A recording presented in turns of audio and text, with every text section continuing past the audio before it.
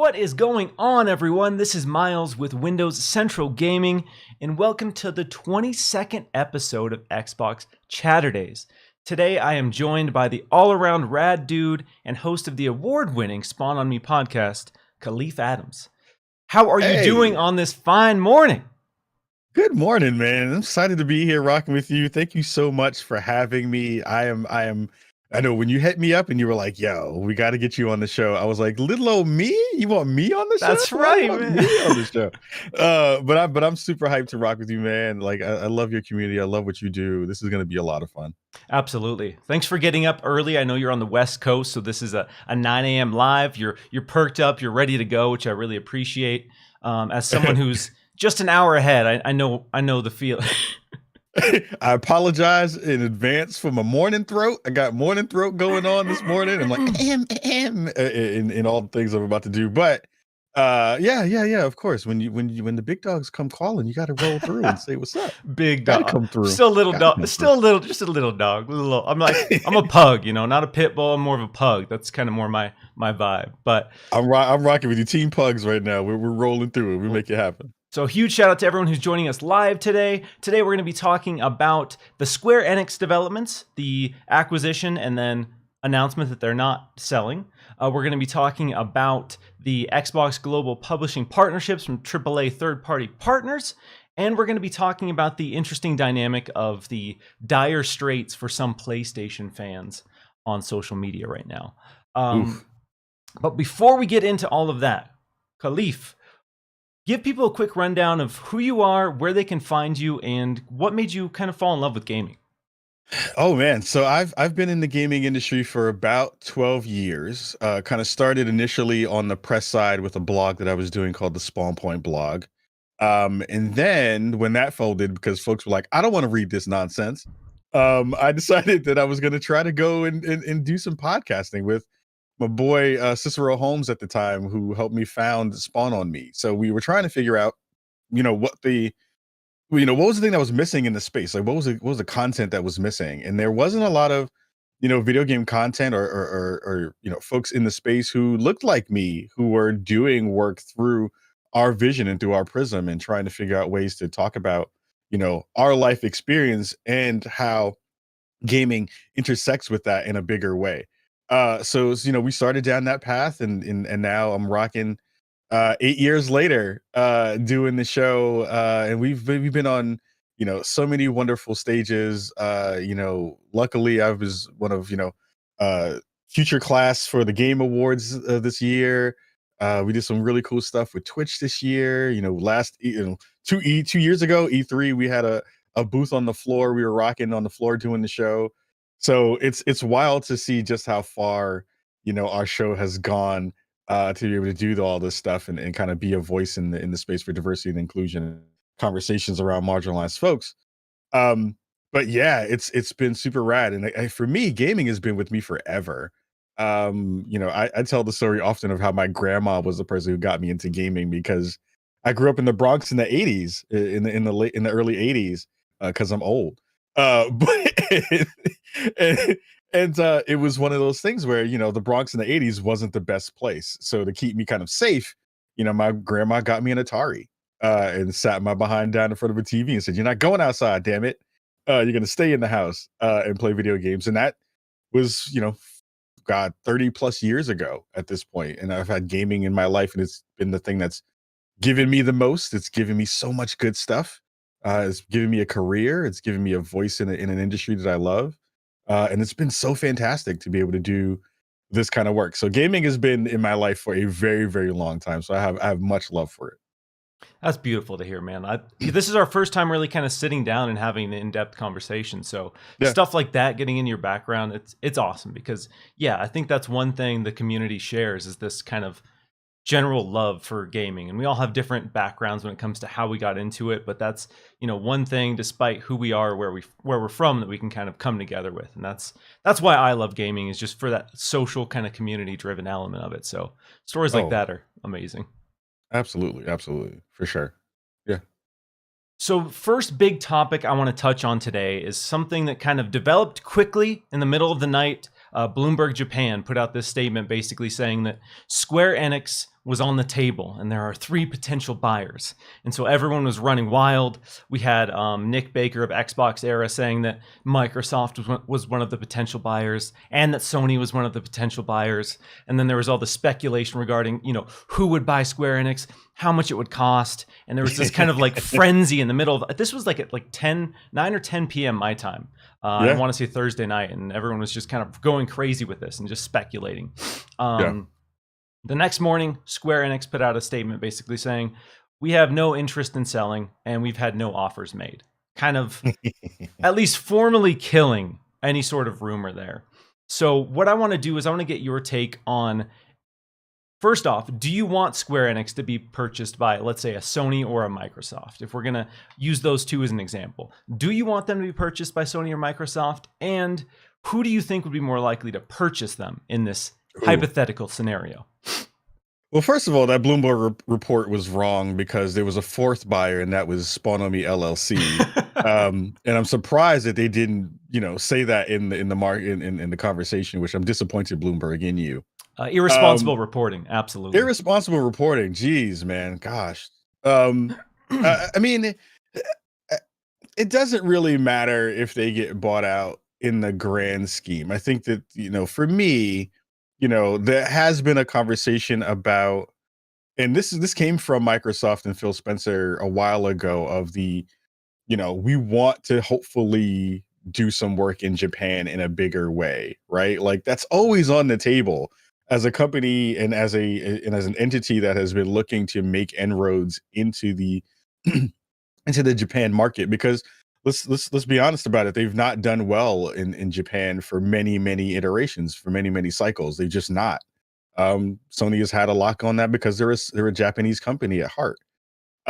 So for them to be able to even be in the market for it, they have the money. They could do it. They have the dough.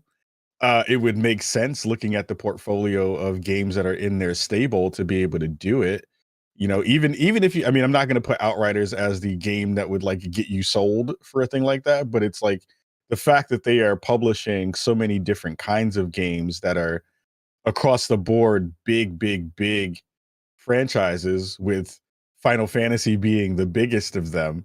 Like, imagine again how nuts this would be if the most American company would own the most Japanese game on the planet. Like, how wild would that be, that the game that brought JRPGs to the world in a real big way was now in the stable of a very American company?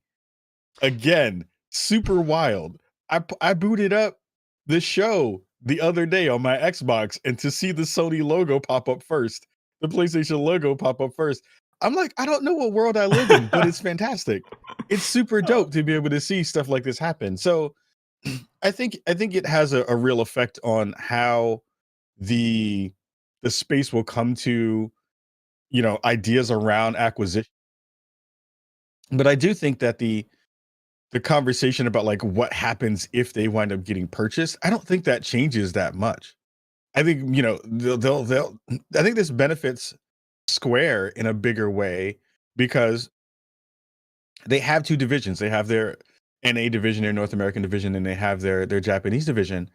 I think this bolsters their Japanese division more than it does their NA one, because now you have a direct line into everything that Microsoft can do in the United States and in the North American market.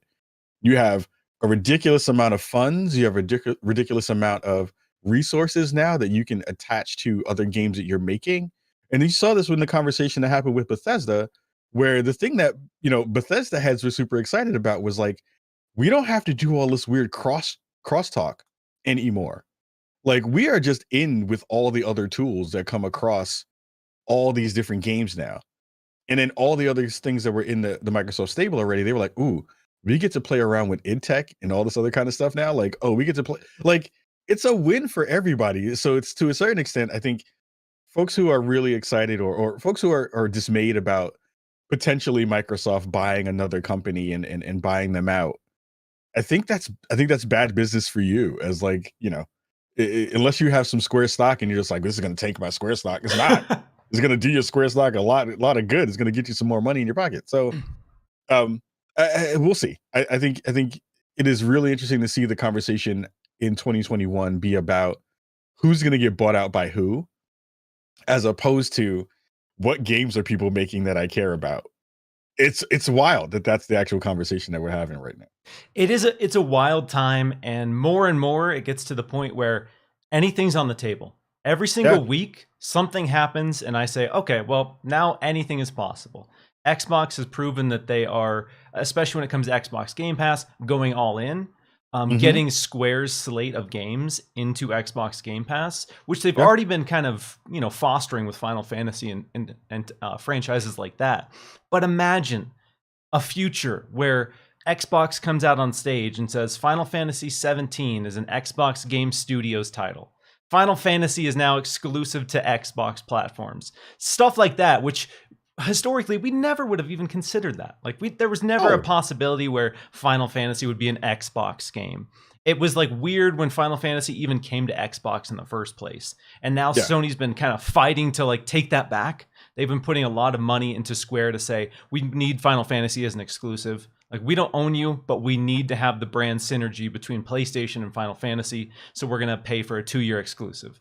You can put this game out on another platform in 2 years, but for 2 years, this is a PlayStation game. Final Fantasy is a PlayStation franchise. And so for Xbox to swoop in, I know Xbox on the surface comes out as the nice guys. They're friendly. They want to, appeal to everyone. But those deals that are working behind the scenes, brutal. The MLB deal, brutal. So brutal. Just to be the first time MLB The Show is ever coming to an Xbox platform, which already I'm sure PlayStation was not super stoked on, because people buy PlayStation consoles for MLB The Show. It is a platform seller. I know people are trying to change the narrative and say, I don't care about baseball, man. Baseball's whatever. It's you don't care, but millions of people care. So it's a big deal. And for that to just be day one into Game Pass is just a huge slap in the face to PlayStation. I'm sure the people at PlayStation are so livid right now that one of their biggest kind of annual selling games is launching into Game Pass. Here's the thing. And I want people to understand this, because I think that this is the most reasonable thing to share when it comes to, because I don't believe, again, and this is where I have to do the Kahlief disclaimer. There is no console war. I don't care who's on top about whatever. It doesn't make a difference. But I will say this. I am really excited to see just how front-facing and on the front foot and aggressive Microsoft has been. There has been so many conversations over the past 2 gaming cycles, and when I say cycles, I'm talking about consoles, where Microsoft has done a pretty fantastic job in terms of putting new tech into the space, in terms of changing subscription models to benefit the gamer, putting in different plays to be able to get into a space where they can be viable. And they have gotten no credit for any of it until this very, very beginning of this third cycle, right? And to a certain extent, you have to give Phil Spencer and the rest of the team, Aaron Greenberg, Sarah Bond, all those folks, massive amounts of props, because to a certain extent, they were dead in the water at the end of the Phil Matrick era. And Don Matrick era. And it was wild to see just how people were just throwing dirt on the Xbox grave already. And Phil pulled them back from the brink. And I would say, to a certain extent, they're in the best position they've ever been in. And it's really interesting to see, and we're going to talk about this later with the conversation around, the dismay in the PlayStation camp, that people are really upset by this. And I'm again, the conversation is always going to be about competition. And if you really are about your salt and you're really about trying to make the space better, this is good for the industry in a way. I know people are monopolizing is bad, but Sony has been on, the mountaintop for a very long time in terms of sentiment, which I think is important. There's a difference between what you do and how people feel about what you do. And sometimes the reason why Microsoft didn't get the love that it got was because Sony did bombast really well. They do big things really well. Mhm. Microsoft is very, very quiet in the way that it kind of did things until very recently. Um, and that means that Sony was like the big dog on the block coming through like Vince McMahon in that gift. Like, yeah, I'm walking through, I got everything going, whatever. Shoulders all out, right? And now that they're doing this work, it changes the narrative and it changes the way that Sony has to position itself. We're seeing already with the way that the PlayStation 5 has been rolled out, one because of scarcity of product, and also because of let's talk about it for real, of not great UI and a not great OS that's running that system that is super obtuse and doesn't really help the players get to what they need to get to. They're in trouble. And it's okay to say that they're in trouble. Nobody had a problem saying Microsoft was in trouble for 3 years, right? Sony has to step it up. So there's a conversation there around, why this, if they were to purchase Square Enix, is a really big and fantastic move for them, because it then again puts Sony in a position to have to do something big. And it puts them in a position to have to continue to put out really, really great titles. Or it has to put them in a position where they have to bolster their indie lineup in a way that bolsters them and pushes them until they have those big titles in God of War, Ragnarok, and other stuff that's coming out. So I love it. I love the fact that this is happening. I love the fact that these are rumors. I love the fact that if they wind up at some point buying Square and we were just like, oh snap, they actually bought Square. Like now we are like, all right, Sony, what you gonna do? And that's what it goes. That's what it winds up being. And I think that's great. I think that's fantastic. Absolutely, yeah. At the end of the day, when we have both companies, or I'll throw Nintendo in as well, because and Nintendo doesn't really get enough credit when it comes to what they've done with the Switch. When it comes to the diehard PlayStation fans and the diehard Xbox fans, they kind of tend to ignore Nintendo. But all three companies right now are doing some really big things that are successful in their own way, and that is pushing a ton of competition. We give Microsoft a ton of credit right now for having this great platform, having these great services, bolstering Xbox game studios, building up the brand. But a lot of that came from necessity, because at the start of the Xbox One generation, they were struggling. They were not in a good position. Their console launch was not that well received, and that came from them basically being on the top with the 360. And we see this kind of dynamic shift pretty much every generation. What's crazy to me is that with the Xbox 360, PlayStation fumbled so bad that this fairly new company, this kind of startup, if you will, in the gaming space. Obviously, it's Microsoft, so they had a ton of resources, but they were able to basically dethrone the juggernaut of PlayStation 2. PlayStation coming off the most successful console launch or console run ever. And Xbox comes up with the Xbox 360 and surpasses them for most of that generation. And then again, we saw PlayStation picking up a lot of momentum and steam towards the tail end with the PlayStation 3, doing a lot of great moves, getting a lot of great games, and then going into the next launch. Xbox totally fumbles. Xbox One is a blunder. People are upset. And then all that goodwill and momentum that PlayStation had with the PlayStation 3 towards the tail end catches up. And here we are now, same exact, like to the T, same situation. Xbox, over the last few years, building up a ton of momentum, building up a ton of goodwill, publicity, doing a lot of the right things when it comes to their fan base. And then we have PlayStation with some mixed messaging. And we'll get obviously more into that towards the tail end here. But yeah, when it comes to acquisitions and when it comes to the possibilities, even though Square has come out and said that, we're not selling. We have no intention of selling. We have no offers on the table. I don't know. I don't know if that's entirely true, if that's just PR speak, to kind of like quiet that down and, quiet investors down and all that stuff. But I don't think there's a world where Square is never on the table. And I think the conversations have happened in some capacity. You don't have Bloomberg come out and make an article like this if there's nothing to it. That is, there has to be something. This isn't a Reset Era thread forum where they heard a rumor about this. This is Bloomberg Japan coming out and reporting on a Japanese company. So there's probably something going on there. Conversations and talks just might be way further out. It might just be this. People are approaching the idea with Square, Microsoft, Sony, whoever, saying, all right, we have interest. What's it going to take? What do you want to see? What do you need from us? So I'm excited to see where that goes. Square would be Yeah. huge. Again, like you talked about, that would be a huge boon for Xbox in Japan, where they've historically struggled. We know Phil is all in. He Yep. wants Japan. He wants to have more Japanese developed games, and he wants more people in Japan to be excited about the Xbox brand. And if you get Square, that is a huge piece of that. Companies like Square, Capcom, those are very synonymous with Japan and Japanese audiences. And if you, as an American company with Xbox, can lock those down and put them in your stable of studios, it's going to be hard for, Japanese players and gamers to just ignore that. Be like, I don't care about Final Fantasy. Yeah.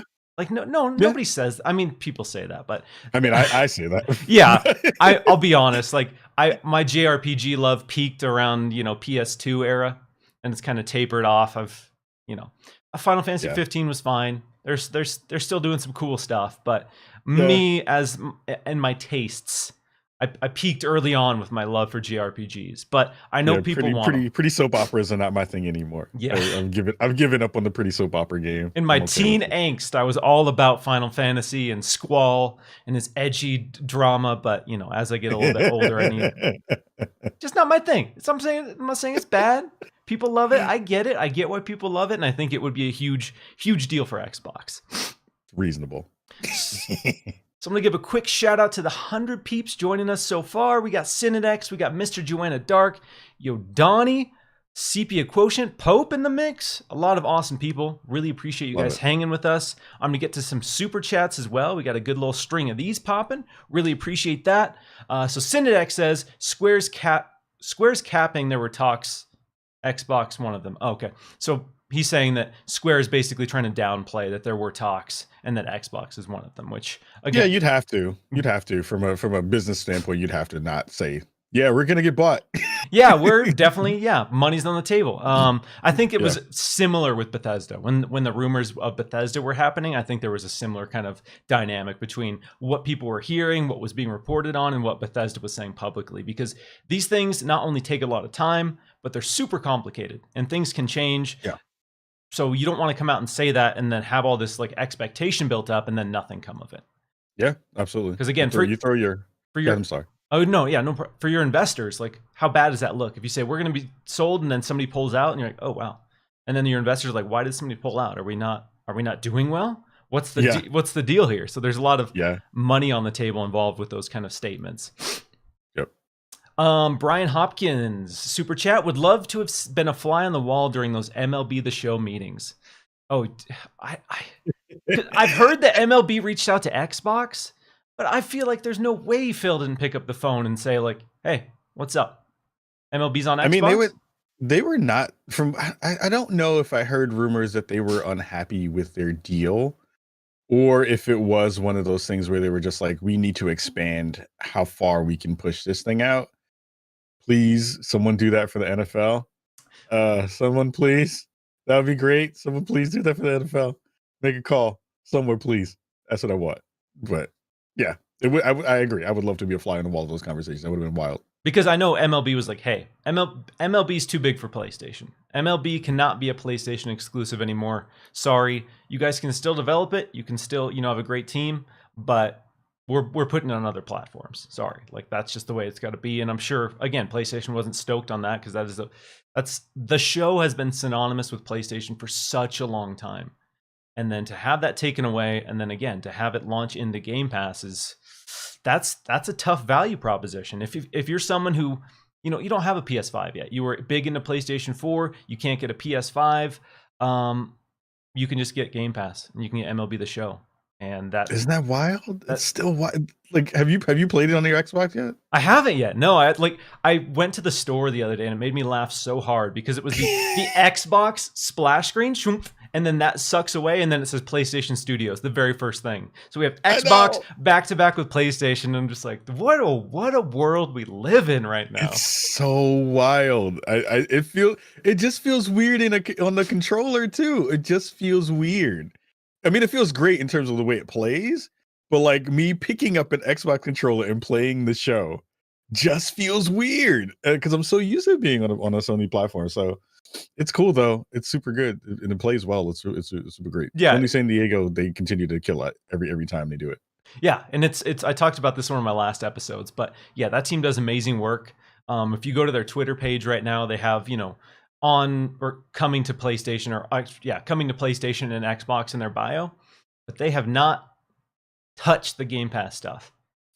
No likes, no retweets, nothing whatsoever supporting Xbox Game Pass on the official MLB The Show Twitter, and it just it makes me laugh because I love seeing that kind of that petty level of business.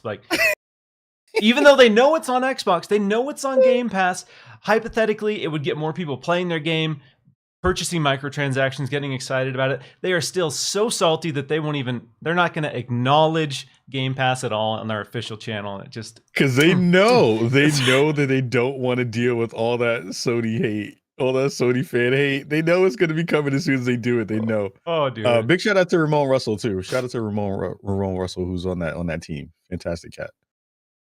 Another super chat, actually, it was a super chat from Mr. Joanna Dark. Hello, gentlemen. Besides Final Fantasy, would Square under Microsoft or PlayStation allow for other IPs like Deus Ex, Tobal Number 1? That is obscure. Bushido Blade, and Ogre Tactics. Wow, you're throwing out some slappers. That was me back in the day as a little lad getting down on Bushido Blade. Did you ever play that? Yeah, Bushido Blade was dope. One hit kills. Love that game. That game was so ahead of its time, impacting different limbs. You get hit in the arm. You can't use that arm for the rest of the fight. Yeah, you're hitting the leg. Good. You're crawling on the ground trying to poke people with the sword. So good. I miss that kind of stuff. I wish that there was a game that did that now. I would love to see a new version of that, to be fair. Yeah, and I think, again, I always talk about drinking the Xbox Kool-Aid. This isn't obviously it's an Xbox-centric show, but I try to steer far away from the console war discussions. Obviously, I have my bias. I'm not going to try to hide that at all. But what I think would be great about what you're saying here, Mr. Joanna Dark, is that with a service like Game Pass, these obscure franchises like Bushido Blade, Tobal Number 1, have a way better chance of getting a refresh and a reboot because you have that automatic install base with Game Pass. There's not this fear that if you put out this game, no one's going to buy it, and we're going to lose a lot of money. You have this kind of automatic backing through Game Pass to make these weird games, to try to revisit old IP that you haven't touched for 20-some years because of the basically safety net that Game Pass allows. And PlayStation has done great things with their big, enormous AAA games, but they have huge, high expectations when they release a game. So these games need to sell, we're talking 10 million copies. So even if you're trying to reboot something, revitalize something, Sony wants 10 million plus, and that's a ton of pressure if you're trying to reboot Bushido Blade because that's not going to sell 10 million. There's no world where Bushido Blade comes out and sells 10 million. It's kind of the beauty again of what Game Pass does, right? Where and a thing that no one is really kind of talking about in a broader sense, and why I think both Game Pass and the Xbox platforms are doing really well, is because they have just decided that backwards compatibility means something. And I will be honest, I've always been, one of those folks who's like, I don't want any old games. I don't care about old games. Whatever, we're moving forward, we're not moving backward, damn it. We keep moving forward. But the more that I'm seeing just how important and how smart, I never have to think about, will it play when I throw something onto my Xbox? That is a really big thing that I don't think people are really digging into, because smart delivery, backwards compat all the way back to the first Xbox, Sony is in trouble with that kind of stuff because it doesn't work well and it's confusing and there's a whole bunch of issues with the way that stuff works. And it just gives you more ability to think about possibilities on that other platform, like a Bushido Blade coming over or something like that you don't have that on a Sony system, and you have to think about it. That you have to think about it extra hard. So, great question, Mr. Joanna Dark. I love that, but it is one of those things of just all those things combined with Game Pass and the ability to maybe snatch up a developer or a publisher like Square. It opens up possibilities for other people to say well, I don't have to think about my back catalog having to work on your systems. It'll just do it. that's huge for me, who's been a big kind of retro guy. Like I've always had a huge stash of like retro consoles and retro games, just so I can, when I get the weird whim to go back and play some obscure game I haven't touched in 25 years, because I'm just like, you know what? Let me revisit that and see what that was like. See what that was really like with a different lens. But also I'm lazy. So I have all these consoles and all of these retro machines that I'm never going to hook up. I'm not going to take the effort. Like I have a whole shelf over here of just retro games, retro consoles, original Xbox, Dreamcast. I haven't hooked those up in at least 10 years. They've just been sitting on a shelf and I'm not going to do it. But if you let me just go on my Xbox and play old games that I have, let's go. I'll play old games all day. We're in a world where convenience is more important than anything else, as we've seen with the success of Game Pass and the success of Netflix. Convenience is king. People are willing to give up ownership, give up whatever, if it's something they can conveniently access. I'm in that camp. So you make back compact convenient and easy, let's go. I'm all for it. And that's somewhere that, Sony at this point is going to have a lot of kind of uphill climb if they're trying to get parity. And I don't know if they really care about having parity. It seems like at this point, with them shutting down like the PlayStation Store, PS Vita Store, all that stuff, that they don't really care about that sort of thing. And they are, again, looking towards the future. Different approach. I'm not going to sit here and say one is definitively better than the other. I prefer having the option for back compat, but Sony, is forward thinking, if you will. They are looking to the future, but it's kind of a bummer as someone who has a PlayStation 5 and who had, has a decent collection of PlayStation games, that back compat is definitely not as big of a focus. Synodex with a super chat that bums me out. Okay, I'll read it anyway. Synodex coming in here trolling. All right. Nintendo doesn't deserve anything. Trash company. I mean, everyone's entitled to their opinion. And that's all I'll say. I have lots of opinions about Nintendo that aren't favorable. I will not say that they are a trash company, though. Jeez. Nintendo is behind the curve in a lot, especially when it comes to online infrastructure. Nintendo is always like a decade behind. Nintendo Switch Online is borderline abysmal. That service is kind of a joke. But when it comes to games and being able to successfully, like PlayStation, successfully put out these games that are amazing, everyone talks about, everyone wants to play, they still do that incredibly well. Breath of the Wild, Super Mario Odyssey. Like I always talk about Super Mario Odyssey because that game legit blew me away, that Nintendo was able to take a basically genre they invented with Super Mario 64 and then completely reinvent it and make the best Mario that's ever been made years and years later with Super Mario Odyssey. That is impressive. And that shows the kind of power of Nintendo. Again, I prefer Xbox. I play my Xbox way more than I play my Switch, but I still don't want to live in a world where I don't have a Switch, where I don't have Mario, where I don't have Super Smash Bros. Ultimate. But I don't know. That's just me. Yeah, my biggest gripe with Nintendo is that they in between those big kind of mega titles that they wind up putting out, they tread entirely too much on nostalgia. That's my biggest gripe about them, and the fact that they will resell you. They have the inverse conversation about backwards compat, which is they will sell you everything under the sun 17 times that you've purchased because you've moved platform, and people will still buy it, which is wild. That's my biggest complaint. Yes, that is a valid complaint. I'm one of those idiots who has bought A Link to the Past and Super Mario World on 4 different Nintendo platforms.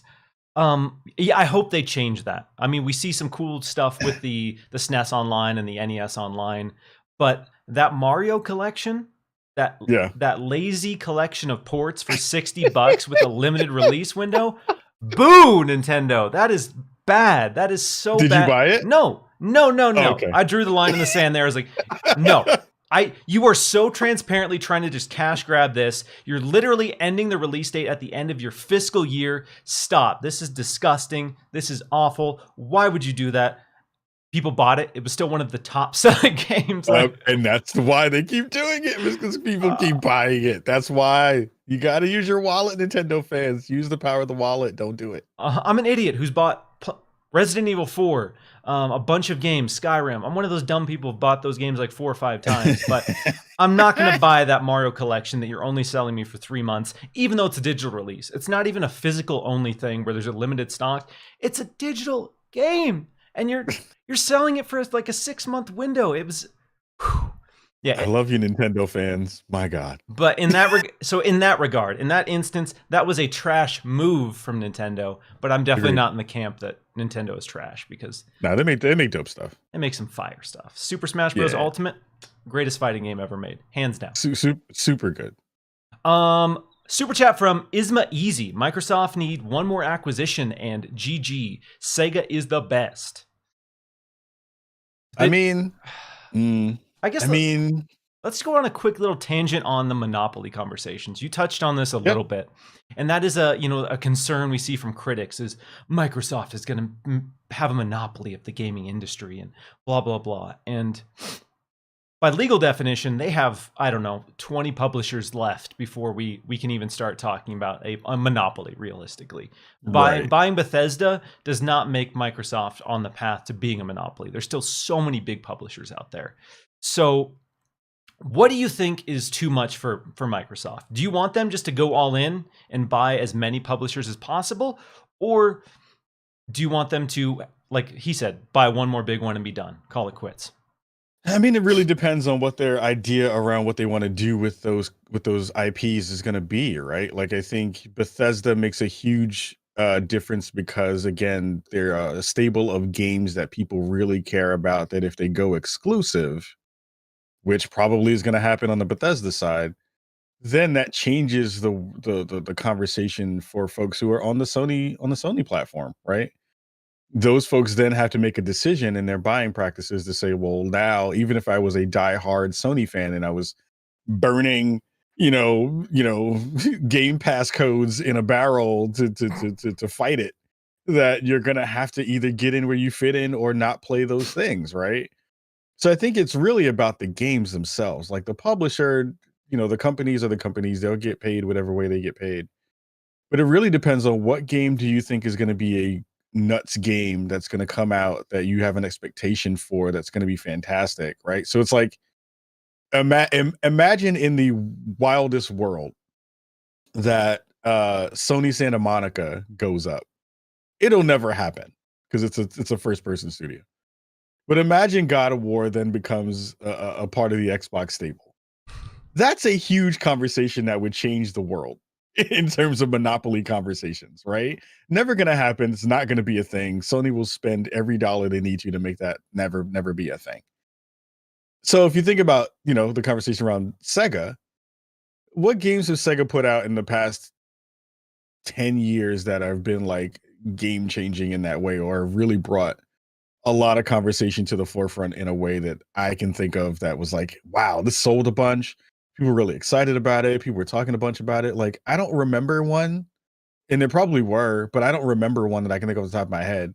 So then you have to go down the line of what games have sold really, really well. What franchises have been in their stables before? Like, I've seen some conversation in the chat around Ubisoft. Like, again, Ubi is a big company. That would be a game changer. If you pulled in Ubi, that would be a game changer, because then you potentially pull in other IP like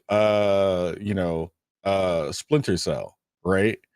Like, if Splinter Cell then becomes an exclusive on a platform that everyone has been dying for, but it hasn't had a real presence as this specific platform centric game, then that changes that conversation in a big way. I'm seeing folks in the chat say Shenmue, Persona 5, Total Wars. Okay. I mean, Yakuza is a big game too, but I think that it is a game that gets a lot of love because of its quirkiness, and it's a very Japanese game. I don't know if that game sells amazingly well. I don't think that game gets a lot of love from the mainstream gaming audience, which, again, Miles and I are having this conversation, but we're still in a very interesting bubble in the way that we even interact with. And I'm speaking for you, Miles, and tell me if I'm wrong. But like, we have, because we do this stuff as a part of the fun hobby that we have in the games and jobs that we have, we're even in a bubble of not knowing that the folks who just buy Madden and just buy the 2 games that they buy a year. Do they care about Yakuza? Probably not, right? So it's like, there's a lot of conversation in there that makes that different. I think the biggest one that could actually make a actual huge difference is Capcom. Capcom is the one that I would think would be the one, because they get Street Fighter, they get all the other stuff that's in that stable, and Capcom still has enough love with Resident Evil, because Resident Evil is the crown jewel and Street Fighter is the crown jewel of the Capcom series and the Capcom grouping. That changes the world in a big way. That is a thing where people should start to get worried about, what does Xbox have that other people don't. Ooh, dude, yeah, I've been trying to will the Capcom thing into existence. Anyone who watches the show regularly knows that Capcom is my number one pick. If Xbox wants to get in Japan, if Xbox wants to, let's be real, this would be a super villain move when it comes to just destroying this narrative that PlayStation has built with some of these, big Capcom games. We have Resident Evil Village. The marketing rights and the marketing push for PlayStation has been huge. They are trying to make Resident Evil Village synonymous with PlayStation. Street Fighter V, one of the biggest fighting franchises of all time. That was a PlayStation exclusive. PlayStation has been doing a lot to try to, cultivate and foster these Capcom IP, which have traditionally been associated with PlayStation platforms. And then you have Xbox come in, swoop all that up and say, you know what? All of these are now Xbox exclusives. Street Fighter, Monster Hunter World, Devil May Cry, Resident Evil, all of these huge, massive, important franchises in the gaming industry are now Xbox platform exclusives. I don't know anyone who's going to look at the slate of Capcom games and be like, I have no interest in any of those. I don't need an Xbox. I don't need to be on the Xbox platform. I never want to play Street Fighter. I never want to play Resident Evil. I never want to play Monster Hunter. Like, if you're someone who is invested in gaming, obviously you just talked about the casual audience. There are absolutely more casual folks who don't care about those at all. At all. But when it comes to people invested in the gaming community, invested in gaming as a whole, Capcom is a big deal. Capcom holds a lot of weight.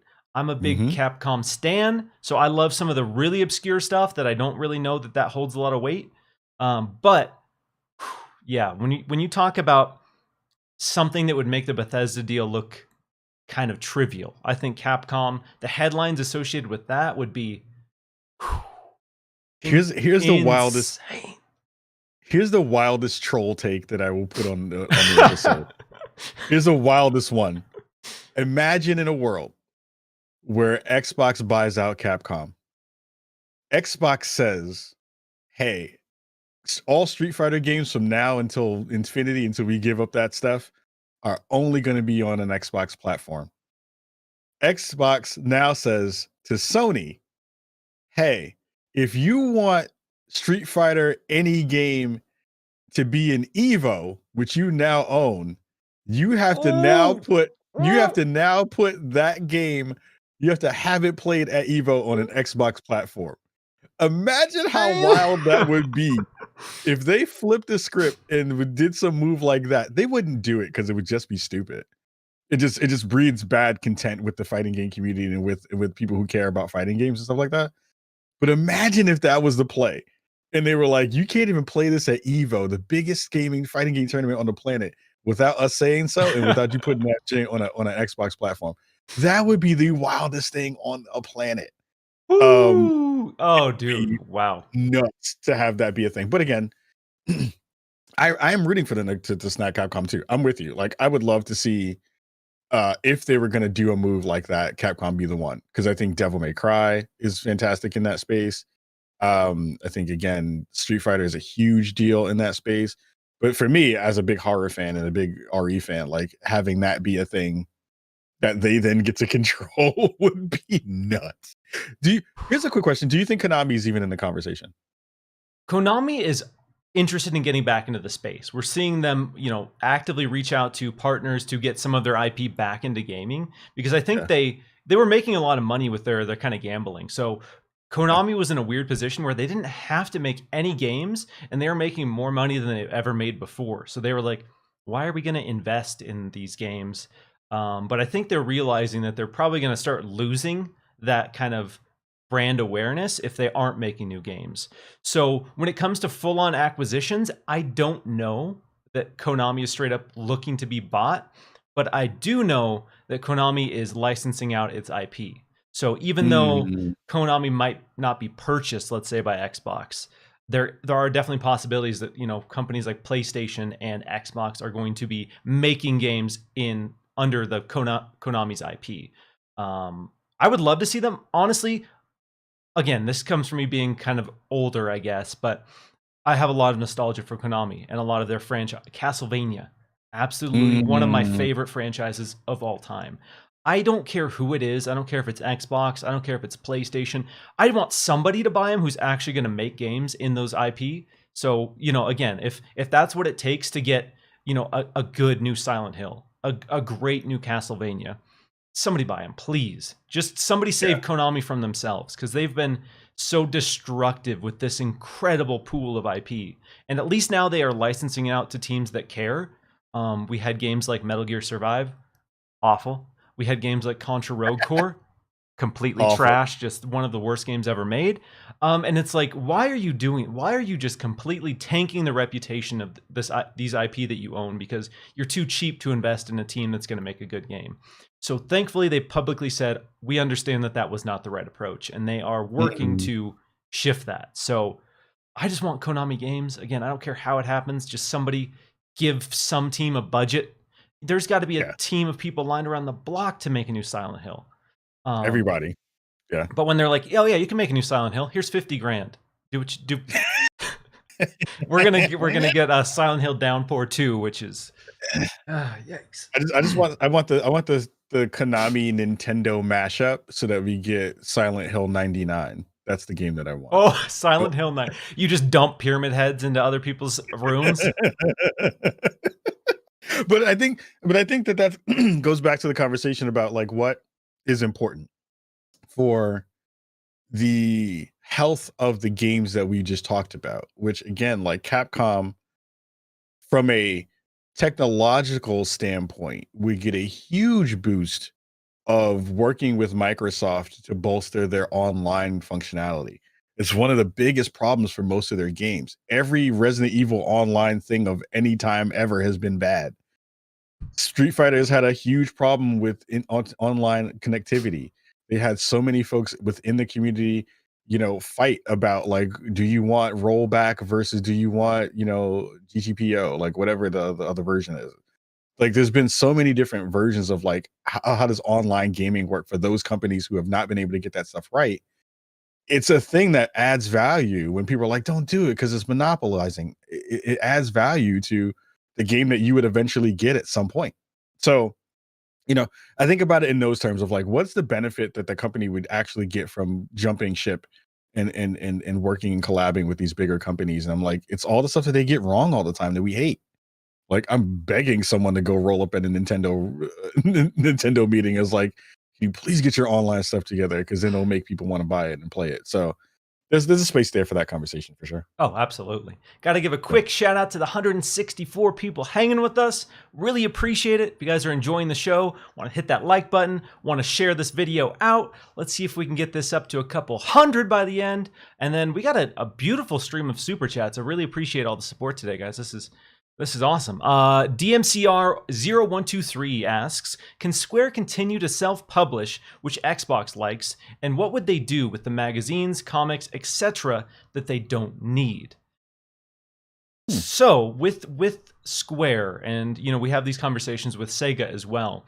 We see these companies kind of trimming the fat when it comes to, you know, potentially looking to sell. Sega is the prime example. Right. They are dividing their gambling division. They are selling off some of their, you know, smaller entities to make them more acquirable, if you will. What do you think when it comes to Square? When it comes to merchandising, would Xbox buy up all of that, or would Xbox say, we want your gaming division, if you want to be bought by us, you know, you can retain the rights to all the merchandise, etc., but we want you to have a separate gaming division that we can just buy and own?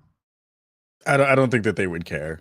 Like, that's a thing that they would, I don't think that you'd want to micromanage a thing that's already working fairly well and it's bringing in really good amounts of revenue. Like, Square does ridiculous amounts of dough, I think, building, mini Tifas everywhere that you go, and putting out, little, little Final Fantasy 7 all the time. Like, I don't think as a company you want to micromanage it. Two, I think it brings in enough revenue that's nice to kind of cap off the cake. And three, why mess with a thing that's working well? Like, just leave it. I think that's the thing that Microsoft is probably going to be doing more of, which I think is actually important, is to let the studios do what they do well, and just again give them infrastructure, give them, the surrounding things, technology, to help them maybe fix some of that stuff a little bit better. Maybe it moves under a different URL so that it's easier to kind of, fold under the Microsoft umbrella. But besides that, like, there's no reason to mess with that stuff. And that's something that's really cool about what Xbox is doing right now is, Phil is somebody that I trust. And that's rare to say when it comes to a company of that scale. Like Microsoft, these PlayStation companies, at the end of the day, they are a business, and they are their main concern is making money. They can pretend like they're our friends on social media. They can have branded accounts that make it seem like they're cool, down to earth people. Let me see Phil Spencer's pay stubs, and we'll see how down to earth he is. But I do trust Phil Spencer because he's been in the industry so long that he gives off this air of genuine passion for gaming and what can be, developed and created in the space. So even though Microsoft is huge, Xbox is huge, they make more money in one quarter than we can even fathom in our entire lives. But right. He wants to foster teams. And they're not trying to be somebody who just goes out and buys whoever for whatever reason. They're trying to buy people that they can, cultivate and foster and build up within Xbox Game Studios, which is cool to hear. And I hope that stays the case, because they could, like you said earlier, they have so much money. They could scoop up if it was just money only, they could just buy up everyone and anyone that they wanted to. But I think they really are invested in making sure these acquisitions are good partnerships. That Bethesda roundtable, it was heartwarming, dude. Like seeing Todd Howard, Pete Hines, all these people, to Phil Spencer, all on stage acting like they're just best buddies. Like you could tell they've just known each other for years and years. And this was something that everyone is stoked about. And like that was the most exciting thing about that whole acquisition to me, was the way everyone felt on that stage. The weight that was lifted off Todd Howard's shoulders when they don't have to, worry about like putting out a game that's not going to do well, and then, oh, we're bankrupt, we have no money, got to shut it down. Right. Which is, those conversations have been on the table with Bethesda. Bethesda has been in financial trouble in the past because game development is expensive. Game development is a huge risk. And so when you can have the sugar daddy Xbox in the background, just kind of, alleviate some of that burden, that opens you up to, take more risks, be creative. And then again, you have the safety net of Xbox Game Pass. So again, this is an Xbox show. I try not to be an Xbox fanboy, but I'm just giving Xbox credit right now for the great things they are doing to foster game development. It's not necessarily about, making Xbox sell the most consoles. Xbox right now is trying to be the best place to play with the most diverse slate of games. And, as much marketing PR as that might sound like, I think they are on track to do that and be that in the next 5 years. Yeah. And I will say that of the folks that I've met in the industry and had chances to talk to, I've gotten a chance to talk to Phil a couple of times and seen his work over the past years, and he's really, like, if there are people who are doubting his passion for all of this, they should not doubt his passion for all of this. He is a very passionate person. He's low key in terms of, like, I think he has a competitive drive that we don't get a chance to see, which I think is one of the most interesting parts about Phil. But like he gives a bunch of because I don't know if I can curse on the show, but he gives a ton of love to the industry and to the folks that he works with. And like I see that coming from him in ways that I haven't seen from other folks, like Reggie Fils-Aimé, who I've had a chance to meet, and Phil Spencer. I met Sean Layden a couple years ago too, and all of them, when they were at the heads of the space, they really care about all of the folks who are making stuff, and they really do care about winning too.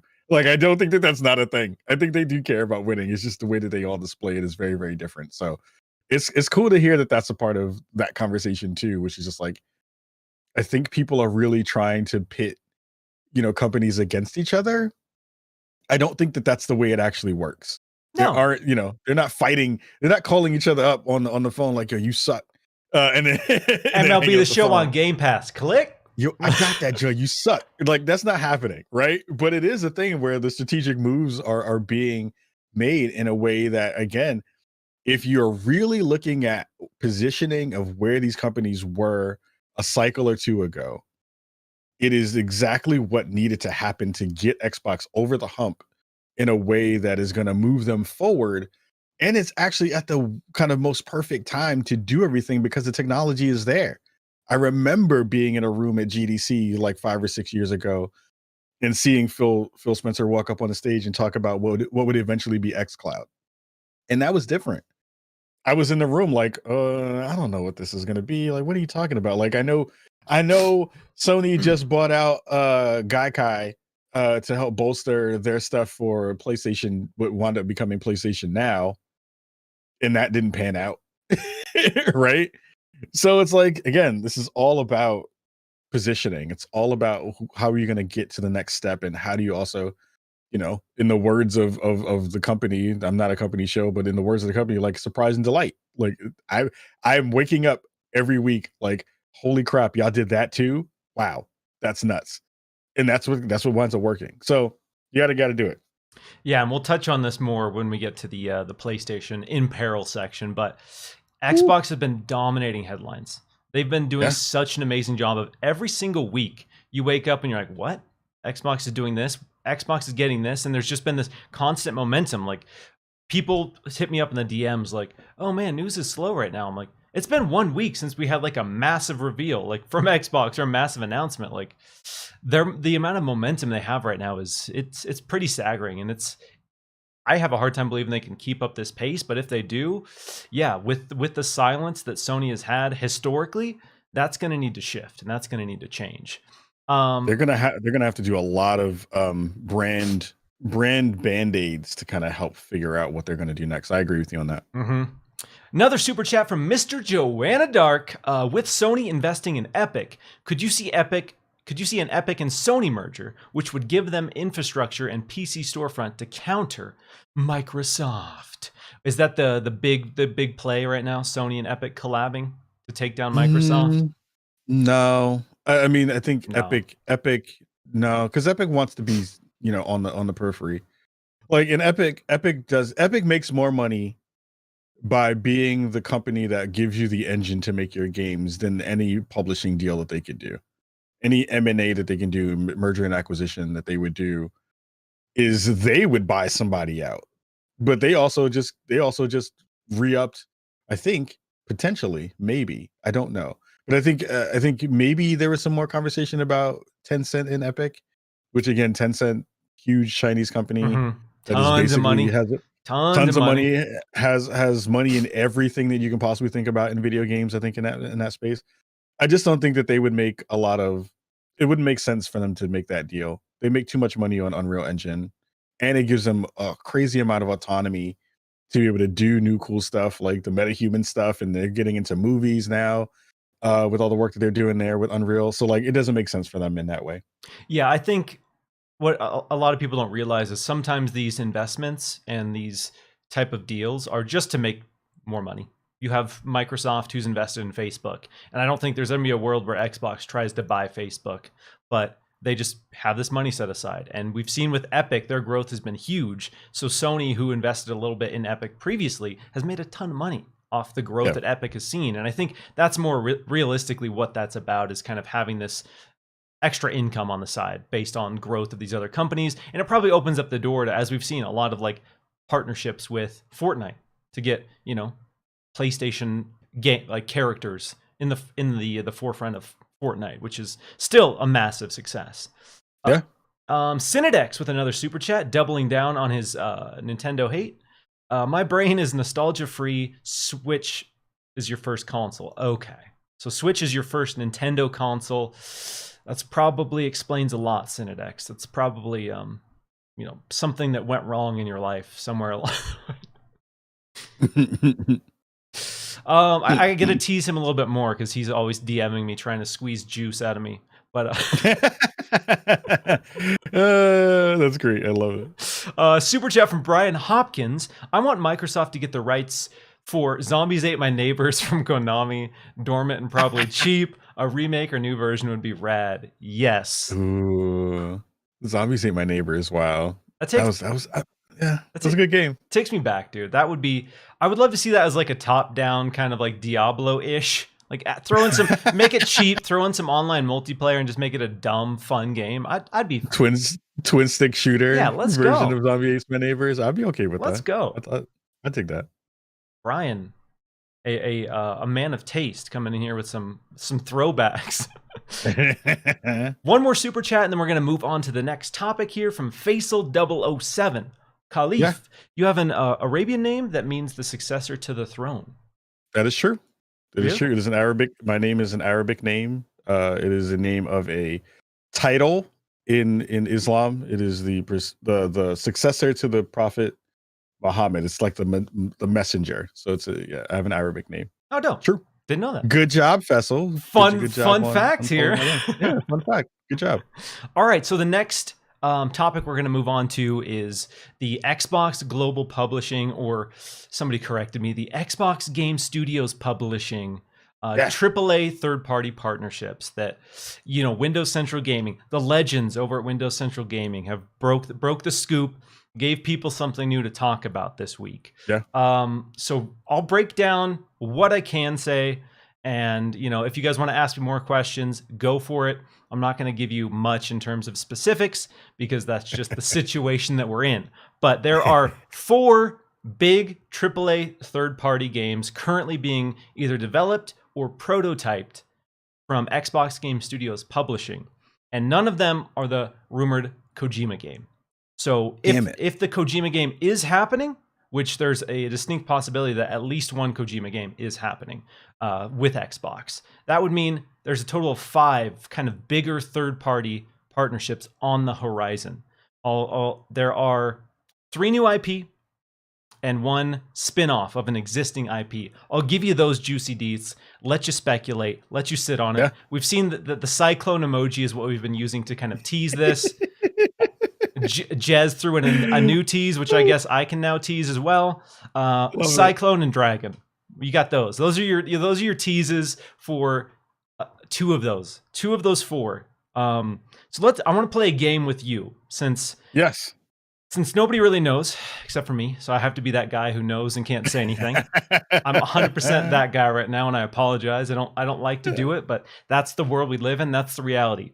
So it is reasonable. With the information that we have 3 new IP and 1 spin-off of an existing IP from Xbox being developed by third-party partnerships, I want you to tell me the 3 developers you want that to be and 3 genres you want to see from them, and then what you want the spin-off to be from Xbox. Oh. So hitting you with that's a lot, but that's a lot.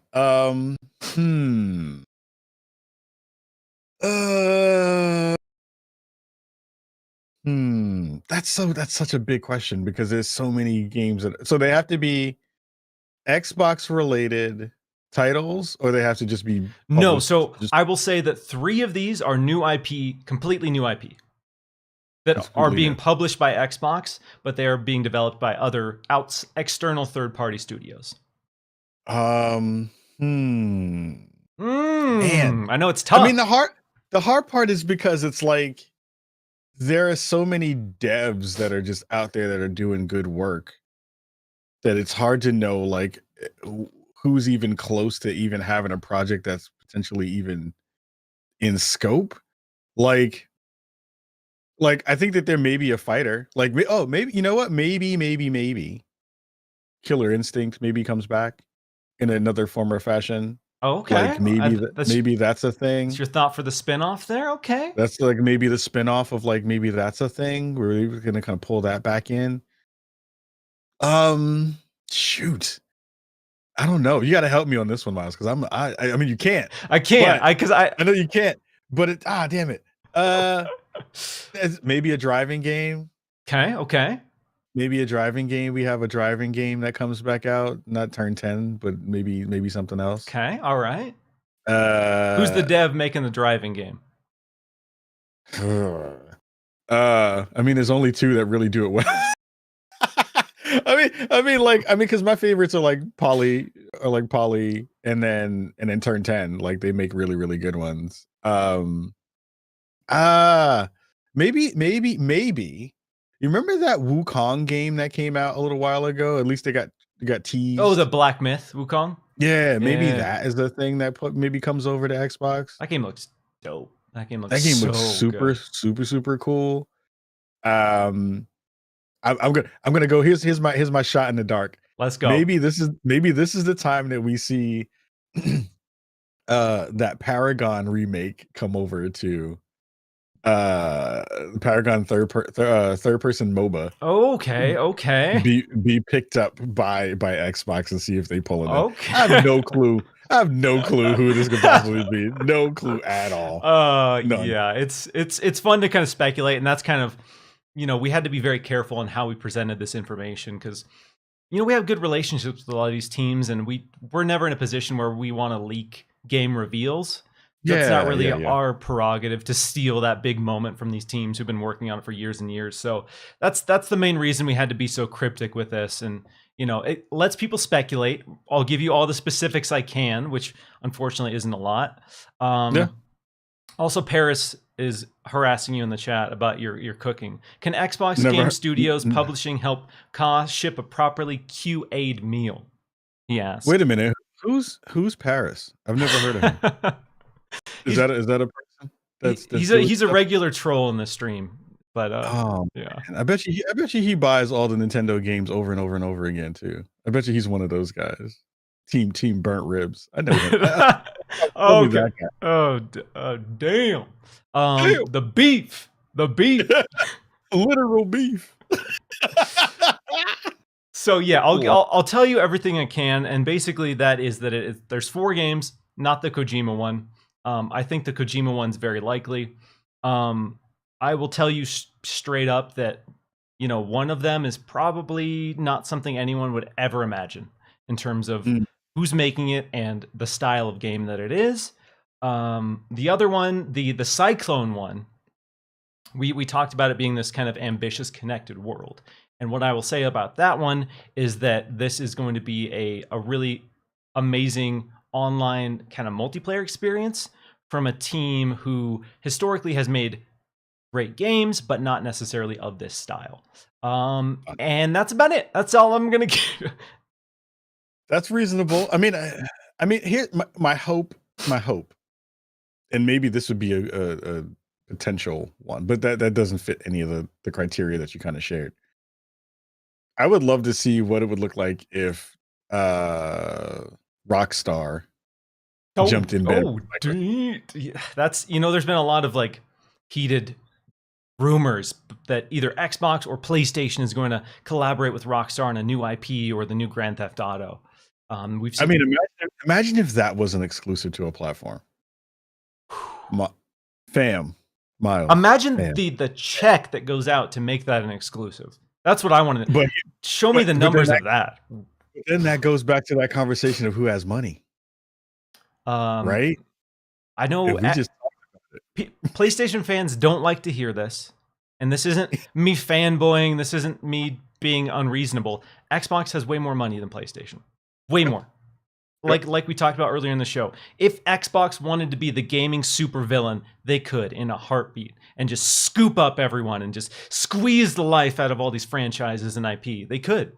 I don't think they're going to do that. And as we've seen, like PlayStation's more invested in the time exclusives right now, whereas Xbox is more invested in basically new teams fostering new IP and fostering the appeal of Xbox Game Pass.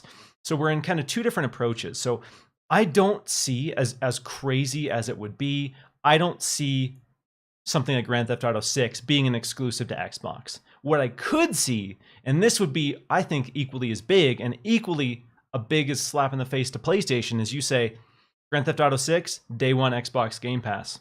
What's up? That's going to happen. Not exclusive. You can pay $70 on your PS5. Go for it. Go crazy. Or Game Pass. Let's go. I feel like that's the thing that you're right. I think in terms of the play, because I just thought about that too, and I was at first I was like, yo, I got hyped for that. I was like, yo, I got real hyped the fact that they might snatch them up and just do it. And then I was like, well, the thing that I really enjoy about my PlayStation 5 now is I really am curious to see what they're going to continue to do with the DualSense. I still think that that is their ace in the hole, and the fact that they are going in on PSVR 2. Those two things I want to see what a game like GTA 6 is going to be able to use. So I wouldn't want that to be exclusive, but like you said, Game Pass is still the nugget, right? Where it's just like, oh, wait a minute. So I don't like I will have to purchase the game once at some point because I have both systems. But if I can just go to the other console and it just shows up because I have Game Pass, it still feels different, right? It still feels like, oh crap, I didn't have to buy this thing, even though I'm paying for it every month. I didn't have to buy this thing. So it does still have like, some cachet in that respect for sure. But See, that's the super villain in Phil Spencer. He's like, hey, we're not stealing exclusives from people. Like, we're just giving you the option. You have the option to get it on Game Pass for one low monthly price, or you can pay $70 on PlayStation. We're not going to take it away. That's fine. That's your prerogative.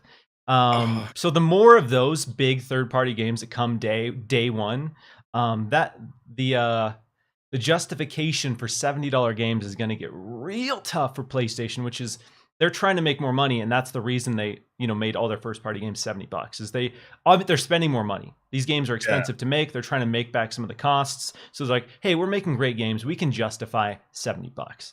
But then when you have this constant pressure from Game Pass, who's like, you don't have to pay $60. You don't have to pay 70. You don't have to pay 60. It's in Game Pass. It's that easy. Yeah. That's it. You can play it on your phone, play it on your computer, play it on your Xbox, whatever's easiest for you. We're here to cater to you. And that is powerful. And that stuff like that, again, Grand Theft Auto day one into Game Pass. Oh, that would suck for PlayStation. That would suck really bad for PlayStation. Oh my God, that would suck so bad. And I'm not going to lie. The first time that this actually kind of come up in my actual, like the way I purchase games and do that kind of stuff was with the show. Was luckily a benevolent person hooked me up with a code so I can get in early. But it was one of those things where I was right on the PlayStation screen about to spend $100 to play that game early, and then I was like, but this is going to be on Xbox and Game Pass in another day or two. I think I can wait. And then somebody hooked me up. But it was like one of those things where I was like, I'm not spending $100 for that kind of stuff anymore. I'm not spending $70 unless it's really going to be that kind of game that I need to be able to like jump into. Mm-hmm. Like I'm still not even on that train, even though I understand that the costs are going to be higher for certain games. If you're like $70 for God of War, yeah, I'll spend the $70, right? But like, yeah, no question. Some games, like if it's going to come to Game Pass, I'm going to play it on Xbox. So I'm going to just do it. Sorry, it doesn't make sense. Yeah. Yep. So it's going to be tough, and there's going to be a lot more people. Again, if we get a Capcom, Bethesda's already huge, so it's one of those things where are you really just going to be like, I don't care about Bethesda games. I never want to play another Elder Scrolls. I never want to play another Fallout. I got my PlayStation. I'm good.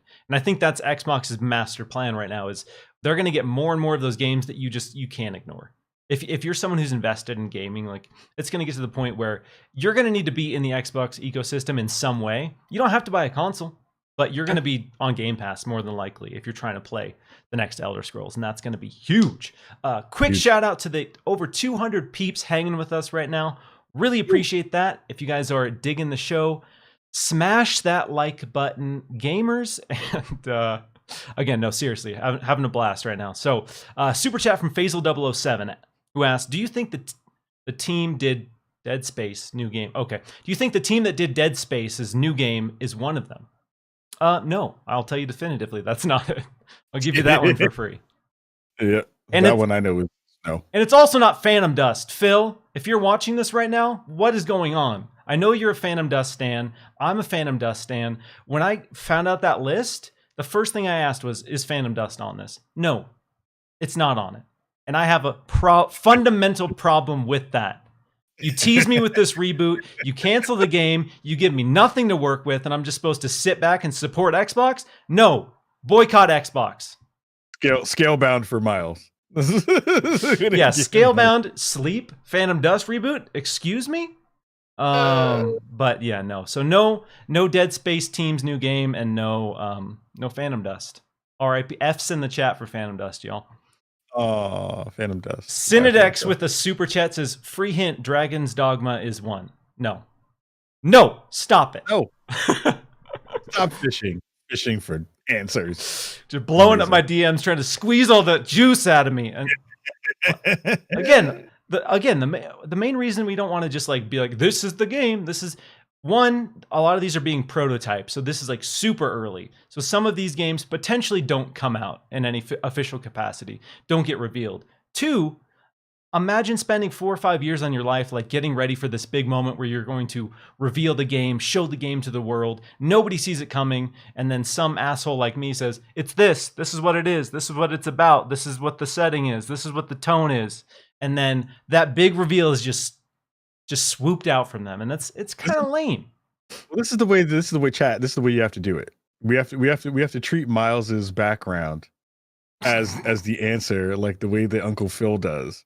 I'm going to start sprinkling some stuff in here, completely unrelated. So people are like, what? Like, what? So one of the games is a Mega Man game? Holy crap. What? They're doing what? Who knew? I knew it. They're doing Guitar Hero. I see a guitar in the background. They're doing Guitar Hero. Bring Guitar Hero. Oh God. Ugh. I mean, it's sad that rhythm games are dead, because that used to be such a big like part of my like college years, was getting the squad together, rocking out to some Evanescence and Rock Band. Amplitude is on the PS4 store. That game is still there. Mm-hmm. I've been going back and revisiting Rocksmith, trying to keep my fingers nimble, keep the shred. Oh, but that's like you have to just actually learn the song, which is cool. But I've been playing guitar for a long time, so that's a little easier. It's not as like party centric as anybody can pick up the fake guitar or the fake drum set and just go to town. Super chat from Persian Knight. Any news of Minecraft with ray tracing? We saw it when Digital Foundry went to Microsoft, but haven't heard anything. I thought that was out. No, it started with this super duper graphics pack back when Xbox One X was revealed. And then that was canceled. And they're like, oh, that's because we're doing the ray tracing version. That was announced. It's been in beta on PC for a while, but I don't really know what's going on. Like Mojang, considering that Minecraft is one of the biggest games ever and makes an obscene amount of money every single month, I don't really understand what their structure is in terms of like giving team support. Because even though Minecraft is huge, it seems like a lot of these teams don't get the support and don't get the resources that they need, because there is no release date for Minecraft with ray tracing, especially on Xbox. It's on beta and PC, but even that, there's no like date for that at all. So it's weird, it's sad. I would love to play Minecraft for 15 minutes with ray tracing and then go back to not playing it for a couple of years, but I don't know when we're going to be able to do that unless you sign up for the beta on PC. Console wise, I think it's maybe this fall. Oh, audio detected. It happens like that sometimes, where it's just like, I wonder what it is hard when you see stuff that kind of goes out and then you don't see it anymore. That's the part that's a little bit rough. But when they announce it and then you wait 4 or 5 years for it to come out, and by the time it comes out, you're like, oh yeah, I forgot this was happening. Oh, this is a thing actually. Or like you said, that's not already out. Like that's kind of where we're at. I swear that thing was out. That's wild. And just another super chat from Brian Hopkins. New Condemned. Ooh, as much as I would love that, as a big survival horror nerd, as someone who loved Condemned 1 and 2, I know 2 is kind of polarizing for some folks. I would love a Condemned reboot, but same. Mannequins. That's all I have to say. Yeah, mannequins. Forever. That set the trend of putting creepy mannequins in all games. Resident Evil 7, they were like, Condemned put mannequins in? We gonna do it too. Let's go. It makes me want to play the latest RE again too. I need to go download that today. I started replaying that again yesterday. Actually, played it for 4 hours. Like Resident Evil 7 is a game I've beaten 5 times. When it comes to horror pacing, the first 80% of that game is absolutely flawless. One of the best horror games ever made. Once you get to the boat, things kind of the pacing gets really bad, really quick, and it goes from like a 10 out of 10 absolute masterpiece to like a good game. So Yeah. overall, still incredible, but the first 80% of Resident Evil 7, one of the best paced horror games ever. Oh, hmm oh I'm man. like, oh, now I'm in a shooter. When did this happen? Now I'm in a cave for 45 minutes just mowing down like the same enemy. And it's like Yeah, I that's get super it, weird. Resident Evil, you got to have your like secret lab action finale ham-fisted in every game. I get it, but this probably wasn't the place. Yep, agreed. Dovahkiin says we have in Dolby Vision in Xbox on Monday? Question mark. There is who was it? Brad Rossetti, who's one of the people involved with the Xbox Insider program, teased a big new feature is being revealed on Monday. So he basically said, this isn't one you're going to want to miss. So a lot of people have been kind of speculating what that might be. I'm in the Insider program, like the Omega tier or whatever the highest tier is. So hopefully I get to check that, whatever it is, out on Monday. I don't know what it is, honestly, though. I haven't heard anything specific, so I'm unsure. It could be Dolby Vision. I'm hoping it's a feature that's a little more exciting because they're really hyping that up. Dolby Vision is cool, would be great. I guess what's the question I have for you would be like, what's the, besides Dolby Vision being a thing, which I think is still a very niche part of what that OS can do. What's a feature that you think is missing from the platform that you really would love to see? I actually did a video very recently that was PlayStation and Steam features that I want to see come to Xbox. And a couple of the big ones for me, the biggest one I would say, the feature I want Microsoft to really embrace, especially with Xbox Game Pass, is an answer to Steam's Remote Play Together. There are so many amazing like local only multiplayer games on Xbox and Xbox Game Pass that just I don't play or don't get played, especially, in the pandemic we're in now. I'm not having a group of people come over to play a couch co-op game, but you put in Steam, like an answer to Steam Remote Play Together, and you can go basically send your friend an invite to this game and they can jump in a stream with you and play this game without actually having it installed. That is the number one feature I want to see Xbox adapt. 2, I really love PlayStation's screen share within parties. I think that's an amazing feature, one that honestly really blew me away. And it's one of those things where playing Demon Souls with a friend, like being in an area, I'm like, yo, where do I go? He pops in the party, watches my screen. He's like, all right, take a left here, take a right here. And there's these cool applications for it. So I want to see Xbox adapt that as well. So those are my top 2 right now that I think other platforms have that Xbox is really kind of missing out on. Yeah. I did that with Demon Souls, and I was like in a picture-in-picture on my screen. And I was like, what?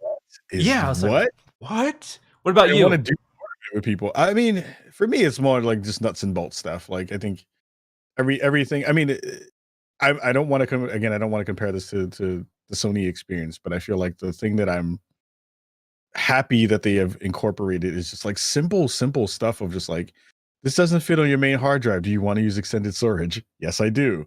Put it on extended storage. Thank you very much. It's like small quality of life stuff that I think that they're nailing, that I don't really have a lot of gripes yet with the way it works. Of course, I personally have always wanted a UI refresh.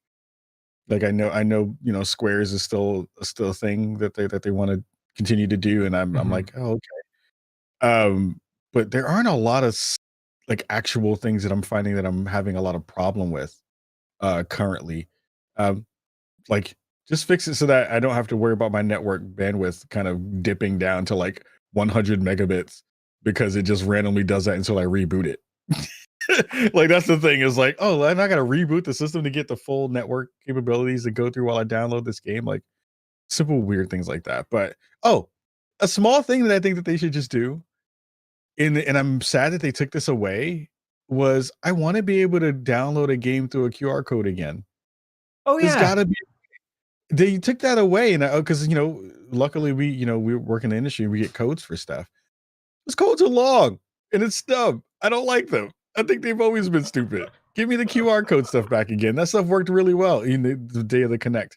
And even though we don't have that kind of camera capability, we have it on our phone. Yeah, there's an app on the. Yeah, link it to the app. That would be amazing. Because I remember like, as dumb and like simple as that feature is, like back in the Xbox One, like getting a digital code and just like holding it up to my Connect to redeem it, like that was awesome. It was great. It was a super simple thing. I was like, bring that back, please. That would be fantastic. I straight up Super simple. I have the chat pad on my Elite controller pretty much exclusively for typing in like redemption codes. Like that is where it gets used the most, and it's sad, but it's like, man, 25 characters on a joystick? That's a lot. My old man eyes like this looking at my phone while I type in things for my email. I'm just like, ah. Oh man.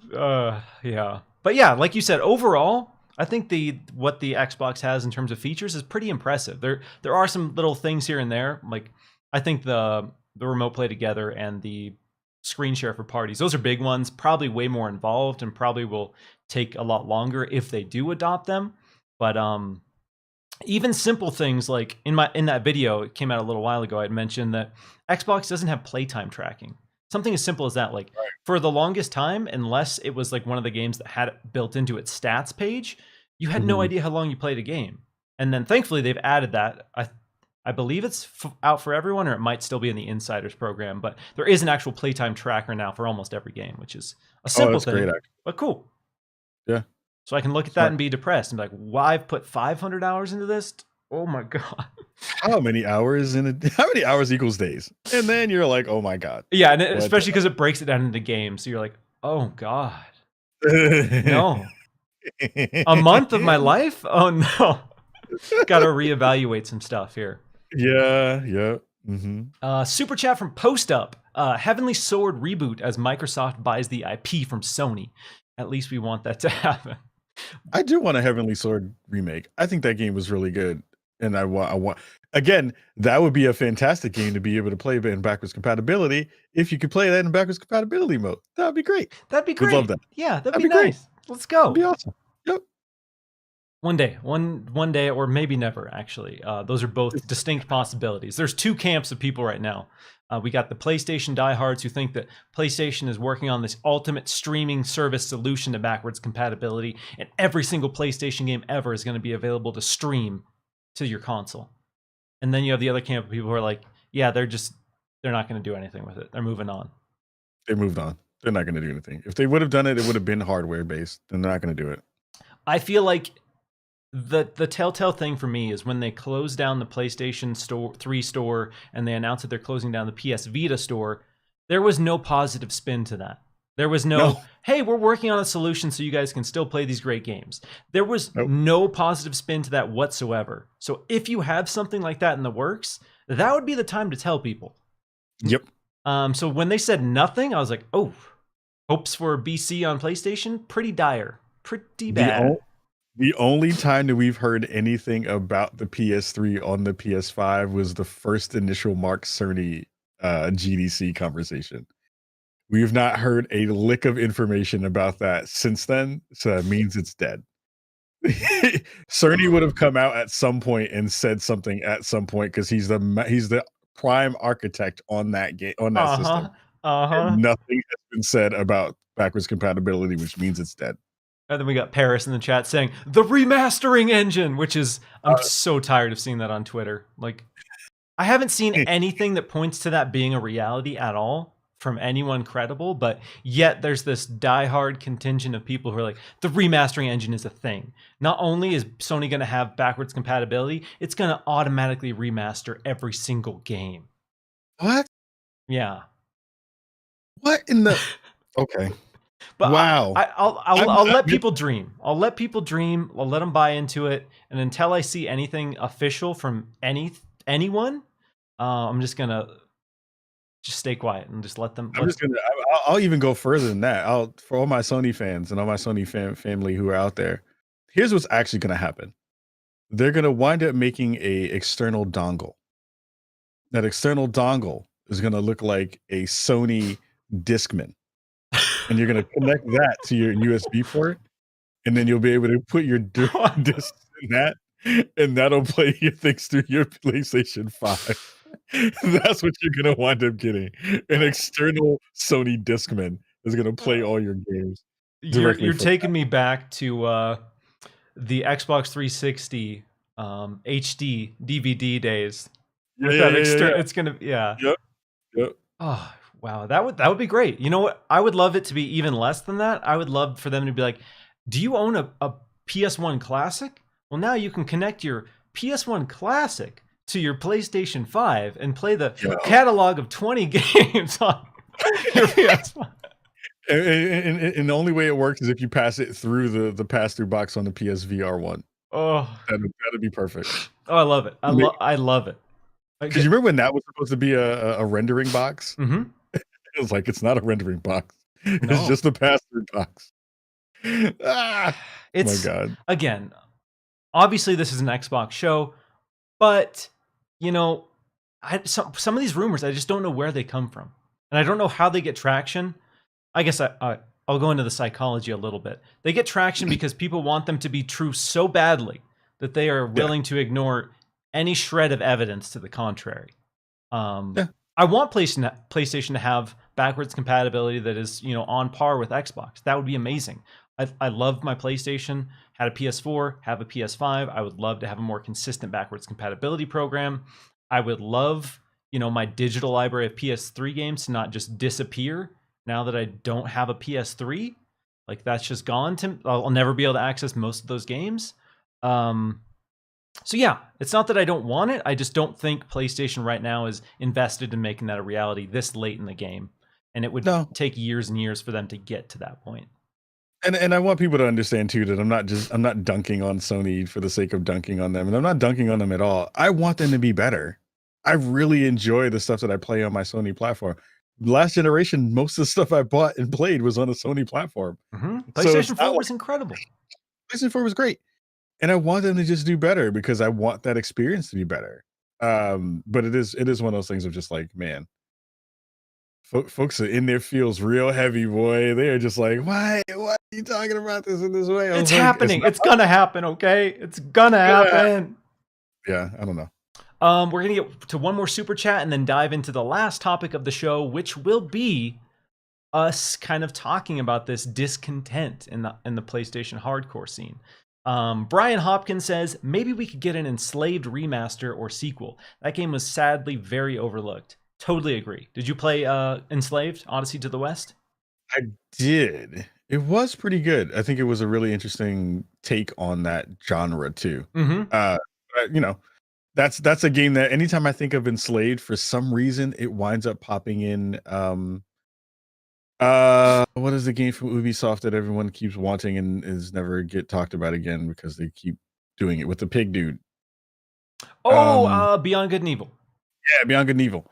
Like, Enslaved has this weird connection in my mind to Beyond Good and Evil for some strange reason. And I'm just like, also, where is that game? that game, yeah, had a big reveal and has been very, very quiet for years now. It's been years since we've seen anything, which is not a good sign, but I'm hopeful that comes out and is ambitious as they intend. But yeah, a long stretch of quiet isn't always a bad thing, but it's not always a good thing either. Ubi Forward is happening at E3 this year, so we'll see. Yeah, if we go another E3 without seeing something from Skull and Bones and Beyond Good and Evil 2, I'm going to have some big questions about the future of both of those, because they both got announced at the same time and have been radio silent since. So yeah. Actually, it's funny because Jayhawk is in the chat. A game that I would love to just see come back would be Warhawk. Warhawk was another one of those games that was so underrated. And it was so good, and no one gave it love, and I was so sad that no one gave it love. Anywho. Yeah, when that game first came out and I looked at the back, like the player count on the back, I was like, what? How are they putting this many players in a game? This is insane. Yeah, so that was one of the breaking news. Uh-oh. I just got called out by Square Enix for hot sauce, for my hot sauce challenge on Outriders. Oh, what? Breaking news. Did you do it? Did you do the hot sauce challenge? Okay. I just got it in yesterday and I was like, I'll do a video for it. But I just saw that pop up on my phone and I was like, why is Square Enix tweeting at me? Anyway. Just where's the challenge at? What's up? Yeah. We saw the packages in. It's been a full day and you haven't done it? Coward. I was like, were they listening to the show? Did they hear us talk about all the stuff that they're doing right now? Oh no. Sony Square Enix ninjas are coming. Anyway. So yeah, I want to talk about this kind of gloom and doom that's been kind of permeating on social media when it comes to the PlayStation fandom right now. And I'm personally in the camp that PlayStation isn't doing horribly. I would confidently say that Xbox is doing a lot of things I think are long term, especially, are going to be way better. But I definitely am not in the camp of people who think PlayStation is doomed.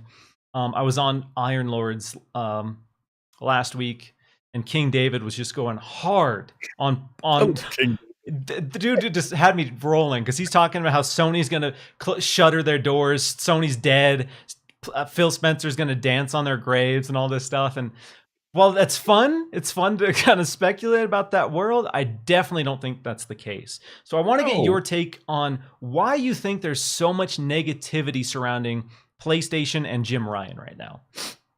The biggest thing is, and again, this is all about optics. And yes, I think that there is a space to believe that Sony is in trouble in some ways. But again, the consoles have been out for less than 7 months. Like, how long have the consoles Less than been 6 out? months, right? Less than 6 months, right? Again, these consoles are going to be here for at least another 5 to 6 years. Well, not even 2 to 3 years, we'll say, at least, before we get some version of a refresh or some version of an up. Because I was thinking in the old ways where you used to wait 6 years and get a new console, and now it's like 2 to 3 years, right?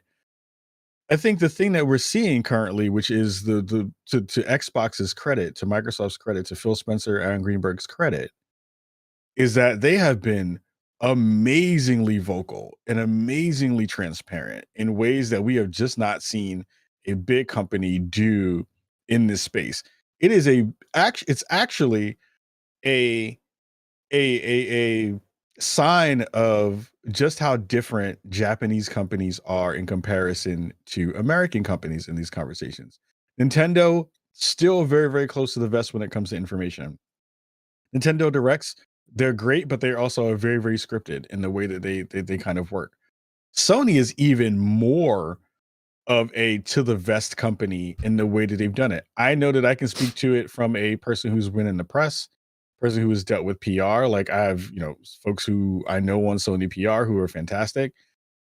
They're also super, super quiet, right? And they've never really been ones to push out big swaths of information in that way.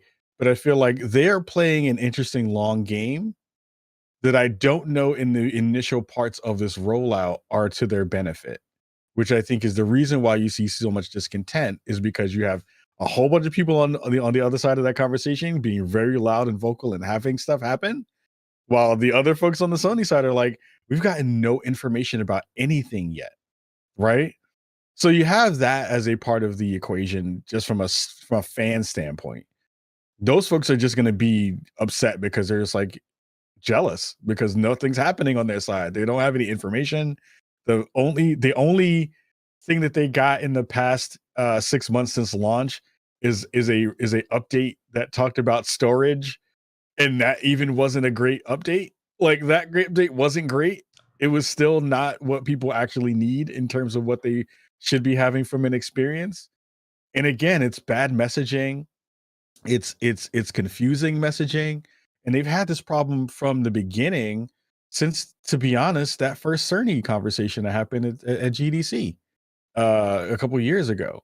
And I feel like that's the thing that they need to try to figure out right now, is because they need to figure out messaging again. They have to. The thing that they missed from the previous era was the idea of the bombast that Sony can bring, right?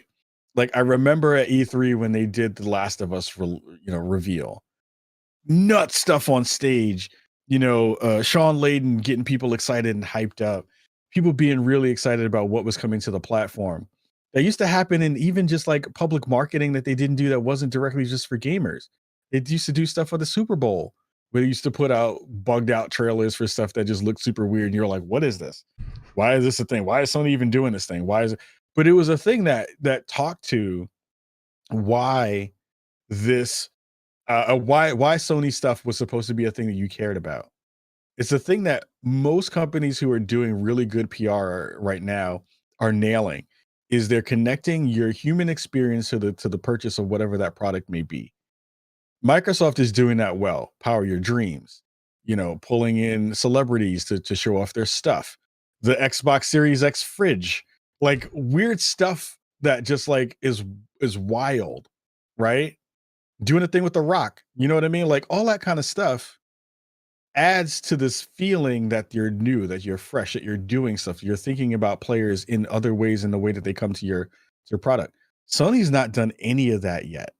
And even if they push it out for another 6 months, sentiment changes over time. You know, you're not going to lose your diehards, because your diehards, once they drop something that's going to be nuts, like once we see the first version of Ragnarok on a PlayStation 5, anyone who is having these dour feelings right now is going to be right back on the Sony pony train.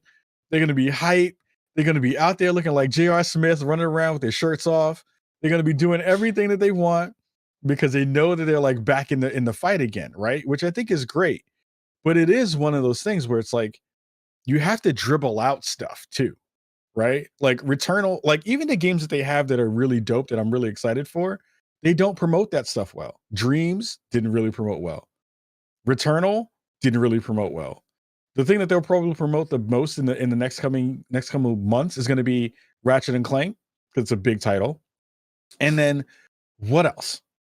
Like, I don't know what else, because I have no forecast on trying to see what is going to be happening next for them in a way that gets me excited. And I'm on the inside of the circles that we usually, you know, are past the kind of, you know, just kind of normal casual gamer, mainstream gamer space. I should be the most excited because I get more information. We get more information faster than, you know, the outside world does. And even me, I'm like, what is going on here? Like, I should be hearing things about stuff that you're trying to do very, very soon. And that stuff is just not there right now. And I think that that's going to be a problem for at least the first year.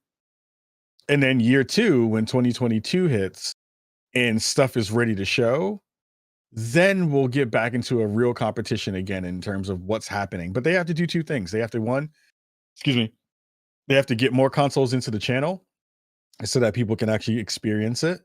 I've had numerous people get mad at me because I have one. And I'm like, yo, this experience is kind of whack right now. They're like, why are you crapping on Sony? And I can't even get one, man. I can't even get one, bro. I was like, I have two of them. But but I laugh at that because I'm like, look, if I am sharing an experience that you're probably going to have when you get this, you should be paying attention to that conversation, because that's the thing that you're going to also at some point kind of gripe at, right? It's not going to be great for your actual experience. So I think it's one of those things where 2022 is going to be a big year for them, but they have to start whetting the appetite of people to keep them not from jumping ship, but they have to basically get enough people to hold the line. It's literally a hold the door kind of thing. It's a Game of Thrones hold the door kind of thing. Hold the door until 2022. And then once 2022 drops and we start to see stuff, which is probably where things are going to land, then we'll have a better conversation about like why folks are upset, why people need to worry about that kind of stuff. And if they actually need to worry. I don't think they need to worry. But right now, as a Sony owner, as a PlayStation 5 owner, I'm not as excited about the platform as I was when they first showed it. And that's honest. And we'll see what happens in the next year, because I think that's when things are going to change. Yeah, the hold the door thing is just hilarious to me, because I'm just imagining a bunch of diehard Sony fans storming PlayStation headquarters to evict Jim Ryan because he's failing the companies, tanking it into the ground. I'm sure you saw the petition where they were trying to basically get Jim Ryan fired. I'm sure you saw that making the rounds. Well, here's the thing, though. I don't think, and this goes back to the conversation about like who is the person who is the face of your company. And I'll be honest, Jim Ryan and Herman Hulst don't hype me up in the same way. Like, and this isn't because of them doing anything wrong. This isn't because I don't know them personally. I haven't met them. But it isn't a thing where even the way that they come across in the pieces that they do, one, they don't come across in because they don't do anything yet. They don't show themselves publicly in a way that is front facing in that way, which they need to do. You need a hype man. You need a hype man for your stuff. Mm-hmm. If you don't have a hype man for your stuff, people get worried. And as much as Phil was very much like very kind of calm in his demeanor, and even Aaron is more kind of boisterous and kind of more, you know, kind of playful with the audience in that kind of way. They're out front, and they have Major Nelson has been there out front for decades, decade plus, right? So you need a hype man for your stuff, and they don't have a hype man. And that's what they need. They need a hype man, and they just don't have one. So they need to work on that. And I don't think Herman and I don't think Jim are the folks to do it. No. And yeah, I'm going to go off on a little, not a tangent, but I'm going to basically go into where I think Sony is floundering and fumbling a lot right now. But before I get into that, just to reiterate, I'm not in the Sony's doomed. I'm not in the PlayStation is doomed camp. But where Sony succeeded before, when they were basically saying, these are the amazing games that are on PlayStation, here's why you have to have a PlayStation 4. That narrative, that messaging is deteriorating. That is not carrying over as much into this generation. Jim Ryan himself has come out recently and said that they're experimenting more with PC releases. So PlayStation's bread and butter was, these are the games that will make you buy a PlayStation. Now they have to figure out, okay, these are the games that you have to buy now on PlayStation, and then maybe PC a year later, or maybe PC 6 months later. We're still trying to figure out how all that works. So they don't have a strong messaging for what the PlayStation platform is. Right now we can look to Xbox, and we know that Xbox Game Pass is the platform. That is the future. That is their goal. Xbox, even before this generation, has done a great job of projecting what the future is. And you have a bunch of people in the community who say, oh, they're just talking about the future because they don't have anything to show now. And yes, you could say that initially, but now that we're a few years in, the things that they've been saying they're doing, they are doing. So now we can start to look at anything else that they've said, and we have a better picture of what the future of Xbox is. We know the huge slate of Xbox games that's coming. They may not all be coming this year, but we know of at least 10 Xbox games that are on the horizon. We don't have that with PlayStation. And PlayStation's whole thing has been, these are the games you need to play. We have Horizon, we have God of War, we have Ratchet and Clank, and then Gran Turismo. And correct me if I'm wrong, but those are it for the big ones. And those games are cool. God of War, like you said, is going to carry weight. People are going to be stoked about that. But this E3 is going to be critical for PlayStation when it comes to messaging. PlayStation is very corporate, and so because of that, they don't come across well on social media. They don't have a relatable presence. They aren't fun. Ironically, PlayStation is not fun. The people of PlayStation are not fun people to interact with. So you have people like Jim Ryan, who's a very numbers man, very business oriented. That's not fun for gaming. Nobody wants to listen to Jim Ryan hype anything up because he can't. So he doesn't. Right. So like you said, like, he's not a hype man. He's just a nerd in some slacks running a company. All right. Nothing against him. I don't think he's running the company into the ground. I think he's in a tough position because they've leaned on the audience and they've leaned on the narratives that their fans have created, and Jim Ryan has to be the guy who comes in and says, about that though, like, you know, we used to say we said we believe in generations, but we can't make enough PS5s, so we're gonna backpedal on that a bit. We used to believe that, you know, PlayStation games have to be played on a PlayStation console. We're not quite making enough money on these games, so we're definitely going to need to bring these to PC as well. So I think a lot of the doom and gloom is just from the very vocal, loud, hardcore, and I'm going to say it, the petty fandom. There are some petty people on there who the entire purpose of having a PlayStation and buying into PlayStation is so you can play stuff that nobody else can play. And you can say, haha, I get to play this. You don't unless you buy a PlayStation. And that's annoying. And that's really obnoxious. And those are the loudest people right now, is because that narrative that they've been pushing and hammering and just slamming in people's faces for a decade is going away. In 5 years, in 3 years, I think we're going to start seeing most PlayStation games launching day and date on PC. I think we're getting to the point where it's not a matter of if, it's a matter of when. And some people don't want to hear that. As a diehard PlayStation fan, you don't want people playing your games, which to me is wild. There's this weird sense of cult ownership with PlayStation fans. Like, I get to play this, you don't, and that's why I love PlayStation. Like, okay, That's counterintuitive to basically everyone else. And so that's why there's this kind of mob cult mentality. And then you have Xbox, who's just doing all the right things. The messaging has been on point. Their marketing team has been absolutely crushing it. They've been doing everything right when it comes to the messaging of this is what the Xbox platforms means. This is how you can play with anyone. This is how easy it is to get invested in that. And here are all the games we have coming. So that infamous narrative that Xbox has no games, that's done. That's dead. Xbox has games, trademark. That is, I hope their next marketing campaign is that. Xbox has games.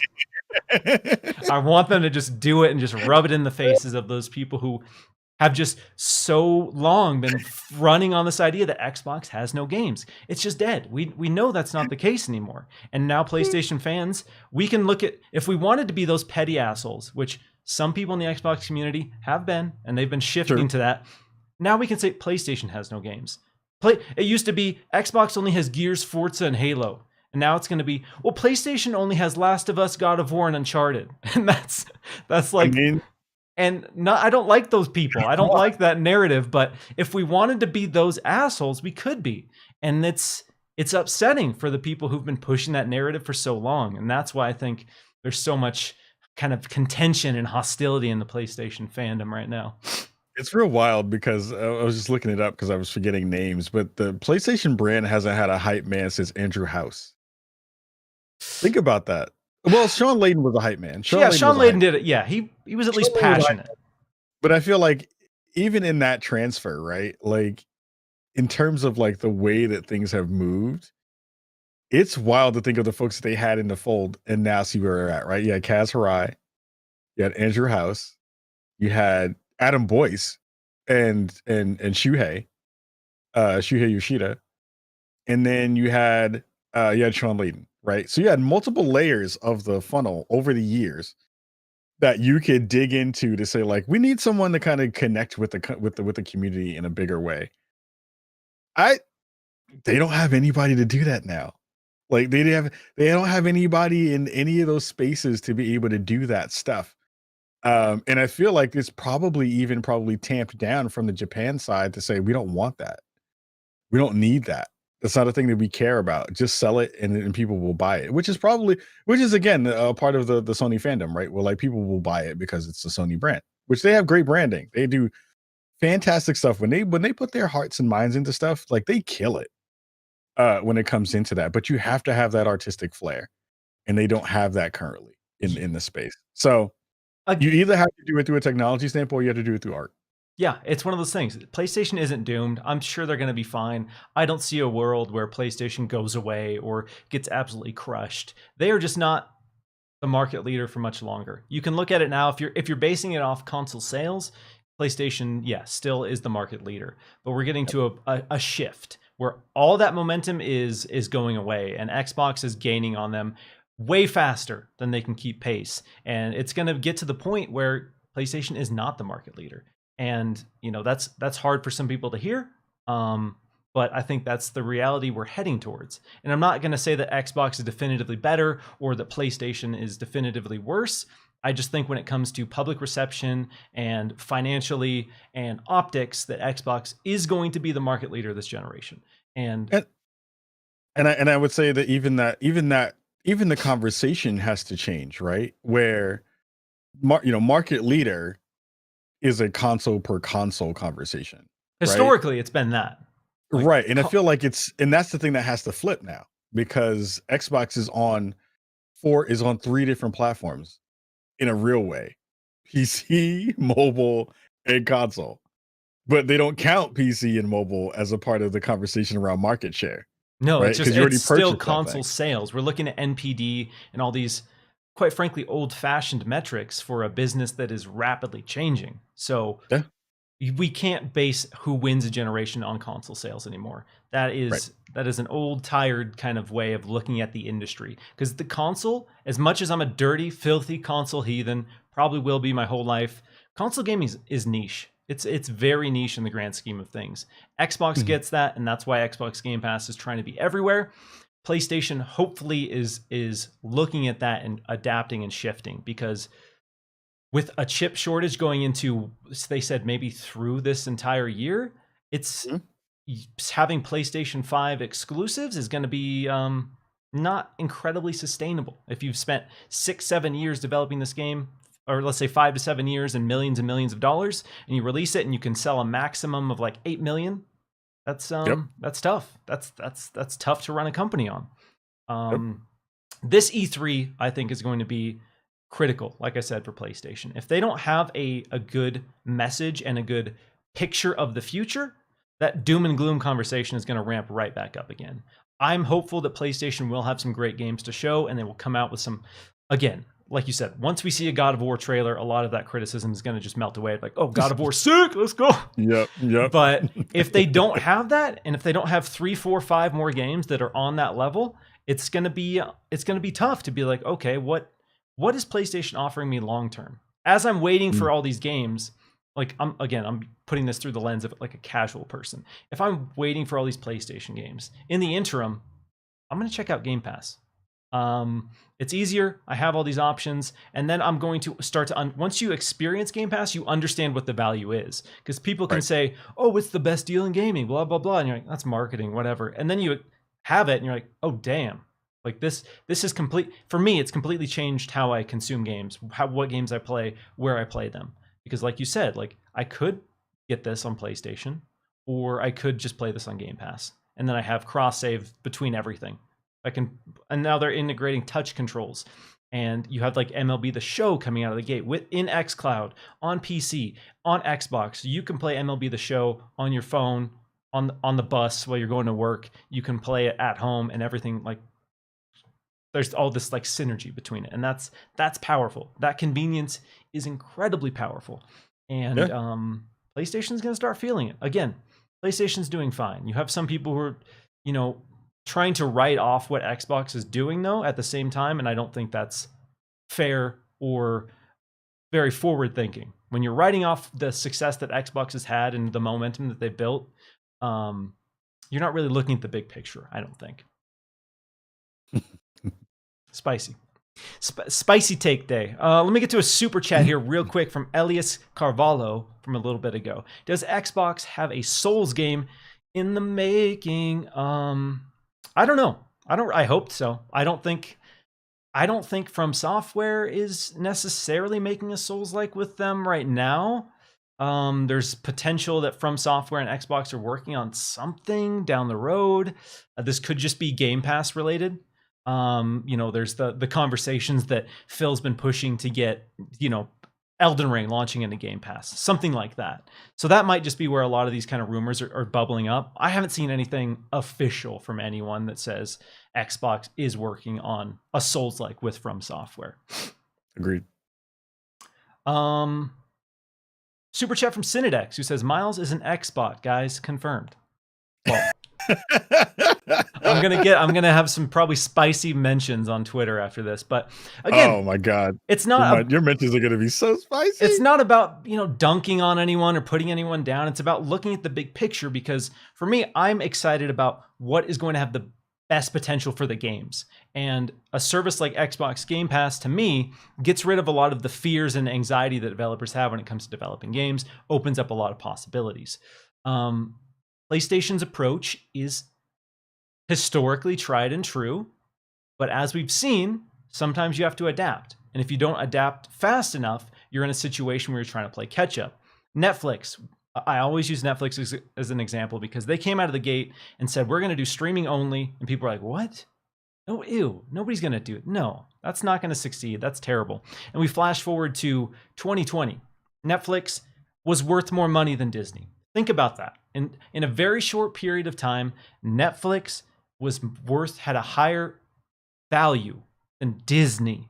And that is staggering. That Disney had the legacy built over like 100 years, and Netflix comes in like a decade and just swoops that up. That is momentum, and that's because they were disruptive. They found a service that people could buy into that completely changed how we consume media. And now everyone and their mom is trying to have a streaming service. Everyone wants a piece of that pie, and Xbox is in a great position because they were the first to have a successful model in the gaming space, and now people are seeing the value of that. And PlayStation Now, it's not bad, but it's not good. It's not a good service. It's, again, people try to use PlayStation Now and be like, look at all these great games. Nobody talks about PlayStation Now for a good reason. It's like you don't have the day and date stuff, which is the big draw with Xbox Game Pass. And PlayStation is, kind of in this camp where our games are too valuable to put into a service like that day one. And they're still pushing that narrative. And they're going to need to shift that. And they're going to need to be like, okay, we have to. And you imagine PlayStation coming out and being like, God of War Ragnarok, day one, PlayStation Now. Imagine the impact that has for that service. Imagine the impact that has when that game plays badly all over the cloud. Again, it's not easy to do. I do some of this work in my day job. It's not easy. And when you see it work well, then you're like, wow, you really have nailed something here. And right now, the folks who are doing cloud-based services better than anyone on the planet in terms of video games, and that's not Parsec, because Parsec actually is probably the one who's from a PC standpoint, is GeForce Now and xCloud. Like, an xCloud is even better because it's on a console and it comes from a console perspective. So it's easier to wrap your mind around, I guess, for a lot of, I feel like for casual players, X Game Pass and xCloud have done a really good job with the messaging. The casual person is not gonna get GeForce Now. Like, people in the space, people who play PC gaming, yeah, sure, that makes sense. It's cool. GeForce Now is incredible. When it comes to latency, GeForce Now is probably the best that I've personally experienced. I'm hoping xCloud upgrades and gets to a point where they're on par with that, but GeForce Now is, in terms of streaming, incredible. But the average person doesn't know or care about GeForce Now at all because they don't have good messaging around it. And that's where, Xbox's marketing team has just been killing it. You have the best deal in gaming. Stuff like that is synonymous with Game Pass. And then you say, oh yeah, xCloud's part of that. And you're like, oh, I can play hundreds of games just with this subscription on my phone? Cool. Sick. That's easy. I understand that. That is easy for me to accept. Yep. You nailed it. Yep. Totally right on that, for sure. So yeah, we're going to start wrapping stuff up here. Huge shout out to everyone who hung out with us today. Over 200 peeps here at the end. Again, if you like the show, like, subscribe. We're here every Saturday live, and then it'll be available after the fact for all you folks who couldn't tune in.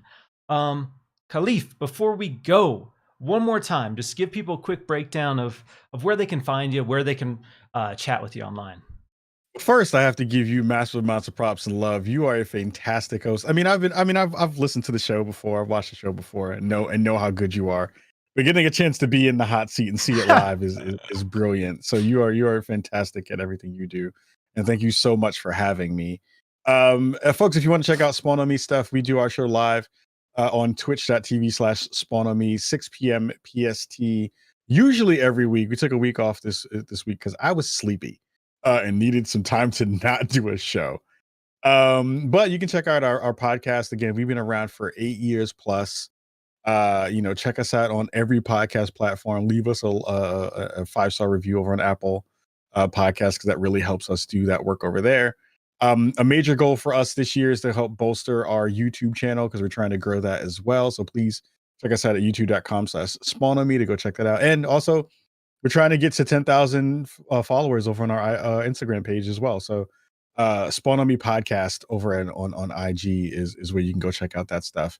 I have a couple of things in the works that are happening right now. I'm hosting DICE. That'll be the DICE Awards that's happening next week. So make sure you're checking that out alongside Greg Miller and Jessica Chobot. I'm also going to be hosting GamesBeat Summit with Andrea Renee in a week or so as well. So lots of cool stuff coming down the pipeline. Oh, and also I'm hosting another show. I host 2 more shows that I do a podcast with. One is a basketball podcast called Corner 3 with John Warren and Nicholas Grayson. We talk about basketball every week, all the cool, fun stuff that's happening in the NBA, WNBA, and all that kind of stuff. And then I also host the thing over at Cloud9 called Presence of Mind with Greg Miller. Again, that guy just keeps following me. And, what a creep. And a creep. and Alana Pierce, all about mental health around the esports space. So I'm a very busy guy who's doing a lot of stuff all the time. That So slate is stacked, my man. it is nuts how much stuff I just said out loud that I'm doing all in this one body. How does that work? I need a cloud version of myself and a metahuman to make it work the real way. But yeah, that's all the stuff that I'm doing right now. And thank you all so much for following the work that we do over there at Spawn on Me and at Kajikins on Twitter is where you can find me and tell me how much my bad takes are about Sony ponies and all the other wonderful stuff that's happening over there. And you can also watch me eat some hot sauce later because that's going to happen. I'll be tuning into that. Are you putting it on Twitter? Where's that going? Yeah, I got a video up on Twitter somewhere. Yeah. And then people can cry. Watch me cry. That's what I want to be. Dude, this has been an awesome show. This has been a blast. I could go for another 30 minutes at least.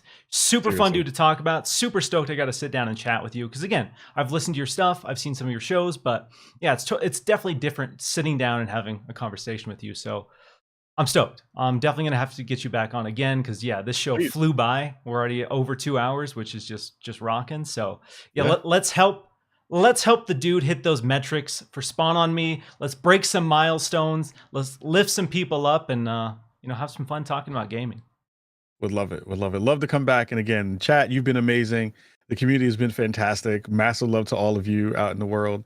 And shout out to Fessel for bringing up Kahlief facts up in the chat. Oh, I know, dropping some knowledge. I was like, good stuff over there. So that was awesome. So thanks again for having me. Oh, Peril says, and support Ka with his GoFundMe for cooking lessons. Also, you know important.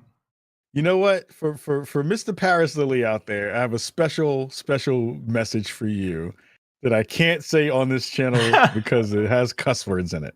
So I'm not gonna say it, but you know what I mean in my heart, and you know what that picture looks like when I put those rib bones together on that plate. That spelled out a couple of wonderful letters in the words of F and a U. So mad love to everybody in the chat. Mad love to Paris. Again, check out his stuff too. He's fantastic over GTR, Xcast, and all the stuff he's doing on YouTube. So make sure you give him some love too. Absolutely. Thanks so much for watching, guys, and we'll catch you next week. Have a good one.